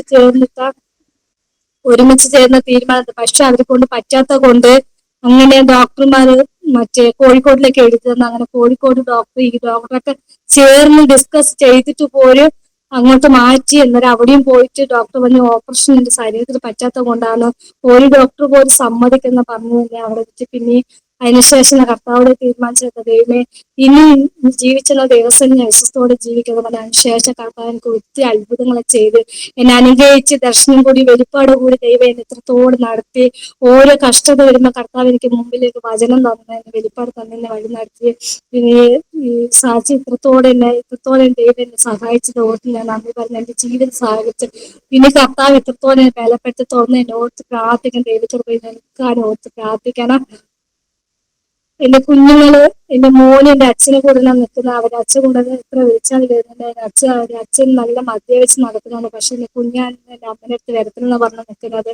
അതിനെ ഓർത്ത് നിങ്ങൾ സാക്ഷി നിൽക്കുന്ന എല്ലാവരും എന്റെ കുടുംബത്തോർത്ത് പ്രാർത്ഥിക്കണം. എന്റെ കുഞ്ഞിനെ എന്റെ കൂട്ട്സഭ മടങ്ങി വരണം, കർത്താവിന്റെ സ്ഥലം മടങ്ങി വരാൻ ഓർത്ത് പ്രാർത്ഥന. ഞാൻ സ്കൂളിൽ പോയിട്ടില്ല, എഴുത്ത് വായിക്കണം ഒന്നും അറിയത്തില്ല. അങ്ങനെ ആയിരിക്കും ഞാൻ ഈ ചർച്ചിൽ ഒരു ബൈബിൾ ക്ലാസ് തുടങ്ങുവാനായിരുന്നു. അതിനുശേഷം എനിക്ക് താല്പര്യം ഉണ്ടായിരുന്നു, ബൈബിളൊക്കെ വായിക്കണം, പഠിക്കണം ദൈവമെന്ന് പറഞ്ഞ് പ്രാർത്ഥിച്ചു. പക്ഷെ എനിക്ക് ഇത്രമാത്രം ദൈവം അനുഗ്രഹിക്കുന്ന അറിയത്തില്ല. അത്രമാത്രം എനിക്ക് ബൈബിൾ വായിക്കുവാനും കർത്താവിനെ സഹായിച്ചു. ഓരോ ദിനങ്ങളും ഓരോ റെഫറൻസ് വെച്ച് വായിക്കണം, ഉൽപ്പത്തി മുതൽ വായിക്കുന്ന ദൈവദാസന്മാർ പറഞ്ഞു. പക്ഷെ അതുപോലെ ഞാൻ ആദ്യമൊക്കെ വായിക്കാൻ കുറച്ച് പ്രയാസപ്പെട്ടെങ്കിൽ പിന്നീട് അത് നല്ലോണം വായിക്കാനും ബൈബിളിൽ കൂടി കർത്താവിനെ ഒത്തിരി അനുഗ്രഹിച്ചതിനെ വഴി നടത്തുന്നു. പിന്നെ ഓർത്ത് പ്രാർത്ഥിക്കണം, സ്വന്തമായി ആലയല്ല അതിനോർത്ത് പ്രാർത്ഥിക്കണം. ഇതെന്ന് വെച്ചാൽ മറ്റൊരു സാറിന്റെ സ്ഥലമാണ്. ആ ആലയത്തിനായി ഞങ്ങൾ പ്രാർത്ഥിക്കുക എടുത്തിരിക്കുന്നത്. ഞങ്ങൾ ഓർത്ത് പ്രാർത്ഥിക്കണം, സ്വന്തമായ ആലയത്തിന് വേണ്ടി ഞങ്ങൾ പ്രാർത്ഥിക്കുന്നത്. ആലയ സ്ഥലം വാങ്ങി, പക്ഷെ സ്ഥലത്തിന് കുറച്ച് പൈസ കൊടുക്കാനുണ്ടല്ലോ. 2026 ഒരു ആലയം വേണം. എല്ലാ ഈ കാണുന്ന എല്ലാവരും ആവശ്യത്തെ ഒത്ത് പ്രാർത്ഥിക്കാൻ. എന്റെ കുഞ്ഞുങ്ങള് തുറന്ന് എന്റെ കുഞ്ഞിന്റെ ഇടക്ക് വരുവാൻ, എന്റെ ഭർത്താവ് മടങ്ങി വരും, യഥാസ്ഥാനത്ത് മടങ്ങി വരുന്നതുകൊണ്ട് എന്റെ ചെറിയ സാക്ഷ്യങ്ങളുണ്ട്. Praise the lord. സിസ്റ്ററുടെ കാലിനിപ്പോ എങ്ങനെയുണ്ട്? കാലിന്റെ പൂർണ്ണമായിട്ട് സൗഖ്യമായോ? കാല് മറ്റേ കുറെ മാറ്റുണ്ട് ഫസ്റ്റ്. എന്ന് വെച്ചാൽ കുറെ ഇപ്പൊക്കെ നടക്കാൻ പറ്റുന്നുണ്ട്, പക്ഷെ കയറ്റം കയറുമ്പോൾ ഇച്ചിരി ബുദ്ധിമുട്ടാണ്. പക്ഷെ കുറെ നടക്കാൻ പറ്റുന്നു. ഡോക്ടർ ഓപ്പറേഷൻ ചെയ്യുമെന്ന് പറഞ്ഞു, പക്ഷെ ഓപ്പറേഷൻ ചെയ്യാതാല് പ്രശ്നമാകുന്നു. ഡോക്ടർമാർ അൻസസ് ചെയ്തിട്ടാണ് ഡോക്ടർ ഓപ്പറേഷൻ ചെയ്യേണ്ടത്. പക്ഷെ അൻസസ് ചെയ്യാൻ ഡോക്ടർമാർ ഒന്നും സമ്മതിക്കുന്നില്ല. അങ്ങനെ ചെയ്താലും ഞാൻ തിരിച്ചു കിട്ടത്തില്ല എന്നിട്ട് ഡോക്ടർമാർ ഉറപ്പിച്ചു. അതുകൊണ്ട് ഓപ്പറേഷൻ ചെയ്യാൻ പറ്റത്തില്ല, ഇങ്ങനെ തന്നെ പോവും, ഇങ്ങനെ തന്നെ മരുന്ന് കഴിച്ച് ഇങ്ങനെ തന്നെ പോകുമെന്ന് പറഞ്ഞു വിട്ടത്. പക്ഷെ ഇനി ഇത്രമാത്രം ദൈവം നടത്തുന്നു. ദൈവം സഹായിക്കട്ടെ. കർത്താവ് ഇത്രത്തോളം നടത്തിയല്ലോ ജീവിതത്തിലെ നമ്മുടെ അവസ്ഥകൾ, ആ സാഹചര്യങ്ങളിൽ നിന്നൊക്കെ കർത്താവിനെ അറിഞ്ഞത് തന്നെ ജീവിതത്തിൽ ഒരു വെളിച്ചം വരുവാനൊക്കെ കാരണമായി തീർന്നല്ലോ. എല്ലാ പ്രാർത്ഥനാ വിഷയങ്ങളുടെ പേരിൽ ദൈവത്തിൻ്റെ പ്രവൃത്തി വെളിപ്പെടട്ടെ. ഇപ്പം നിങ്ങളുടെ ചർച്ചിൽ ഇരുന്നുകൊണ്ടാണോ ഇപ്പം ഇത് ചെയ്യുന്നത് അല്ലേ? അതെ ഡോക്ടർ. ദൈവം സഹായിക്കട്ടെ. പാസ്റ്ററേയും കുടുംബത്തെയും കർത്താവ് അനുഗ്രഹിക്കട്ടെ. കുഞ്ഞുങ്ങളൊക്കെ ഇപ്പൊ എന്ത് ചെയ്യുന്നു? അവര് എന്ത് പ്രായമായി? മോൾക്ക് 13 വയസ്സായി. മോള് ഹോസ്റ്റലല്ലത്. മോനിക്ക് 11 വയസ്സായി. മോനും അച്ഛനും കൂടെ ഇല്ലത്. അച്ഛൻ ഇങ്ങനെ മദ്യവെച്ച് നടക്കുന്ന അതിനെ കൂടെയാണ് മോന് ഇല്ലത്. പക്ഷെ മോന് വിളിച്ചാലും വരത്തില്ല. പോലീസ് കംപ്ലൈന്റ് കൊടുത്തിട്ട് പോലീസുകാർ വിളിച്ചാലും മോന് വരുന്നില്ല. അങ്ങനത്തെ ഒരു രീതിയിലായിരിക്കുന്നത്. അതൊക്കെ മാറാൻ വേണ്ടി പ്രാർത്ഥിക്കണം. ശരി. ആ മദ്യപാന ശീലത്തിൽ നിന്നൊക്കെ ദൈവം വിടുവിക്കട്ടെ. ദൈവം നിങ്ങളെ കുടുംബമായിട്ട് വിടുവിക്കട്ടെ. ഞങ്ങളും പ്രാർത്ഥിക്കുന്നു. പ്രേക്ഷകരും ഈ വാത്സല്യ സഹോദരി ഓർത്ത് പ്രാർത്ഥിക്കണം. ജീവിതത്തിൽ ഒത്തിരി കഷ്ടപ്പാട് അനുഭവിച്ചു, പ്രതിസന്ധികളിലൂടെ പോയി. എന്നാൽ സിസ്റ്റർ ഈ റെക്കോർഡിങ് തുടങ്ങുന്നതിന് മുമ്പ് എന്നോട് പറഞ്ഞത് കേരളത്തിലെ എല്ലാ ജില്ലകളിലും താമസിച്ചിട്ടുണ്ട് അല്ലേ? താമസിച്ചിട്ടുണ്ട്. എല്ലാ ജില്ലകളിലും. കാരണം നാടോടികളായുള്ള പല സ്ഥലങ്ങളിൽ ഇങ്ങനെ മാറി മാറി താമസിക്കുമ്പോൾ, എന്നാൽ വിശ്വാസത്തിലൊക്കെ വന്ന ശേഷം, ചർച്ചിലൊക്കെ വന്ന ശേഷം ഒരു സ്ഥലത്ത് തന്നെ ഒന്ന് ഉറപ്പിച്ച് താമസിക്കുവാനും ഒക്കെ ഇടയായി തീർന്നു. മോള് ഹോസ്റ്റലിൽ, അവളൊക്കെ നന്നായിട്ട് പഠിക്കട്ടെ, മോനും പഠിക്കാനുള്ള സമയമൊക്കെ ഉണ്ടാകട്ടെ എന്ന് നമുക്ക് പ്രാർത്ഥിക്കാം. സുവിശേഷത്തിൻ്റെ വെളിച്ചം ജീവിതത്തിൽ ഉണ്ടാക്കുന്ന മാറ്റം ഈ കുടുംബത്തിലൂടെ പിന്നെയും വെളിപ്പെടട്ടെ എന്ന് നമുക്ക് പ്രാർത്ഥിക്കാം. ഒരു വാക്കിൽ സിസ്റ്റർക്ക് വേണ്ടിയും കുടുംബത്തിന് വേണ്ടിയും നമ്മുടെ പ്രേക്ഷകർക്ക് വേണ്ടിയും ഞങ്ങൾ തന്നെ പ്രാർത്ഥിക്കാൻ പോവുകയാണ്. ഞങ്ങൾ വിശ്വസിക്കുന്നു, ഒന്നിച്ച് പ്രാർത്ഥിക്കുമ്പോൾ പ്രിയ സിസ്റ്ററുടെ മേലൊരു വലിയ ദൈവിക വിടുതലുണ്ടാകും. ഹസ്ബൻഡിൻ്റെ ശീലങ്ങളൊക്കെ മാറും, മക്കളെ ദൈവം അനുഗ്രഹിക്കും. അതുപോലെ പ്രേക്ഷകരിൽ ആരെങ്കിലും തകർന്ന അവസ്ഥയിലുണ്ടെങ്കിൽ നിങ്ങളുടെ ജീവിതത്തിൽ ഒരു വലിയ വിടുതലും സൗഖ്യം ഉണ്ടാകാൻ തൊക്കണം. ഒരു നിമിഷം ഒന്ന് പ്രാർത്ഥിക്കാം. പരിശുദ്ധ പിതാവേ, തിരുസന്നിധിയിലേക്ക് ഞങ്ങളെ കടന്നു വരുന്ന കർത്താവ്, നല്ല ഈ സമയത്തിനായി ഞങ്ങൾ അങ്ങ് സ്തുതിക്കുന്നു. പ്രത്യേകിച്ചും ഗംഗാമ സിസ്റ്ററെ ഞങ്ങളുടെ നടുവിൽ കൊണ്ടുവന്ന് തൻ്റെ ജീവിതാനുഭവങ്ങൾ പങ്കുവെക്കാൻ തൊക്കണം നീ സഹായിച്ചു. കർത്താവേ, ആ മകൾക്ക് വേണ്ടി ഒരു വലിയ വിടുതലുണ്ടാകണം, ഒരു സൗഖ്യമുണ്ടാകണം. അവളുടെ ജീവിതാവസ്ഥകൾക്കൊക്കെ വ്യത്യാസം ഉണ്ടാകണം. കുടുംബത്തിന് മേൽ ദൈവിക വിടുതലുണ്ടാകണം. ആ തലമുറയ്ക്ക് നല്ല ഭാവി ഉണ്ടാകണം. കർത്താവ്, നിൻ്റെ മുൻപിൽ വന്നിട്ടുള്ളവർ, നിന്റെ വെളിച്ചം കണ്ടിട്ടുള്ളവർ ആരും ലജ്ജിച്ചു പോയിട്ടില്ലല്ലോ. അവങ്കിലേക്ക് നോക്കിയവർ പ്രകാശിതരായി, അവരുടെ മുഖം ലജ്ജിച്ചു പോയിട്ടില്ല എന്ന് നിന്റെ വചനം പറയുന്നത് പോലെ ഈ നിന്റെ മകൾ നിമിത്തം അനേകർ അനുഗ്രഹിക്കപ്പെട്ടിട്ട് യേശു ക്രിസ്തുവിന്റെ നാമത്തിൽ ഞങ്ങളങ്ങനെ ബ്ലെസ് ചെയ്ത് പ്രാർത്ഥിക്കുന്നു. യേശു ക്രിസ്തുവിൻ നാമത്തിൽ ഞങ്ങളങ്ങനെ ബ്ലെസ് ചെയ്ത് പ്രാർത്ഥിക്കുന്നു. ഞങ്ങളുടെ വീഡിയോ കാണുന്ന പ്രേക്ഷകർക്ക് വേണ്ടി പ്രാർത്ഥിക്കുന്നു. ആരെങ്കിലും കർത്താവേ ഒരു ഭാരം അനുഭവിക്കുന്നുണ്ടെങ്കിൽ, എനിക്കാരുമില്ല എന്നുള്ളൊരു ഭാരം അനുഭവിക്കുന്നുണ്ടെങ്കിൽ, അനാഥത്വത്തിൻ്റെ വേദന അനുഭവിക്കുന്നുണ്ടെങ്കിൽ, ജീവിതത്തിൽ ഒറ്റപ്പെടൽ അനുഭവിക്കുന്നുണ്ടെങ്കിൽ, സ്വർഗ്ഗത്തിലേമേ നീ അവർക്ക് വേണ്ടി അത്ഭുതങ്ങളെ ചെയ്യണം. എല്ലാ ഭാരങ്ങളും മാറണം. കർത്താവിൽ ആശ്രയിക്കുന്നവർ അവർ സ്ഥിരമായി നിൽക്കുമല്ലോ. ദൈവത്തിൽ ആശ്രയിച്ച് നിൽക്കുവാൻ കൊണ്ടുള്ള കൃപ നൽകണം. അങ്ങനെ അവിടുന്ന് ചെയ്യാൻ വിശ്വസനാകിയാൽ സ്തോത്രം. സകലമാന മുഖത്തോടത്തേക്ക് തരുന്നു. എല്ലാം നിന്റെ ജനത്തെ അനുഗ്രഹിച്ചിരിക്കാൻ സ്തോത്രം. യേശു താഴ്മയായി ചോദിക്കുന്നു, കേൾക്കുമാറാകണമേ. ആമേൻ, ആമേൻ, ആമേൻ. പിതാപുത്ര പരിശുദ്ധാത്മാവാകുന്ന ത്രിയേക ദൈവത്തിൻ്റെ കൂട്ടായ്മ സഹവാസം കാവൽ നമ്മളെല്ലാവരുടെ മേലും, പ്രത്യേകമായി നമ്മുടെ നടുവിൽ വന്ന് ജീവിതാനുഭവങ്ങൾ പങ്കുവെച്ച പ്രിയ ഗംഗ സിസ്റ്റർമേൽ, തൻ്റെ കുടുംബത്തിന്മേൽ ഇന്ന് മുതൽ എപ്പോഴും എന്നേക്കും ഉണ്ടായിരിക്കുമാറാകട്ടെ. ആമേൻ, ആമേൻ, ആമേൻ. ഇത് എല്ലാവരും അനുഗ്രഹിക്കട്ടെ. God bless you all. Have A wonderful time. Thank you Ganga sister. ഞങ്ങളുടെ എല്ലാം നന്ദി സ്നേഹം അറിയിക്കും. ദൈവം ധാരാളമായി അനുഗ്രഹിക്കട്ടെ. കുടുംബമായിട്ട് ഒന്നിച്ച് കർത്താവിനെ ആരാധിപ്പാൻ, കുഞ്ഞുങ്ങളുമായിട്ടും ഹസ്ബൻഡുമായിട്ടും എല്ലാം ഒരുമിച്ച് കർത്താവിനെ ആരാധിപ്പാൻ കർത്താവ് അവസരങ്ങളെ ഒരുക്കട്ടെ എന്ന് പ്രാർത്ഥിക്കുന്നു.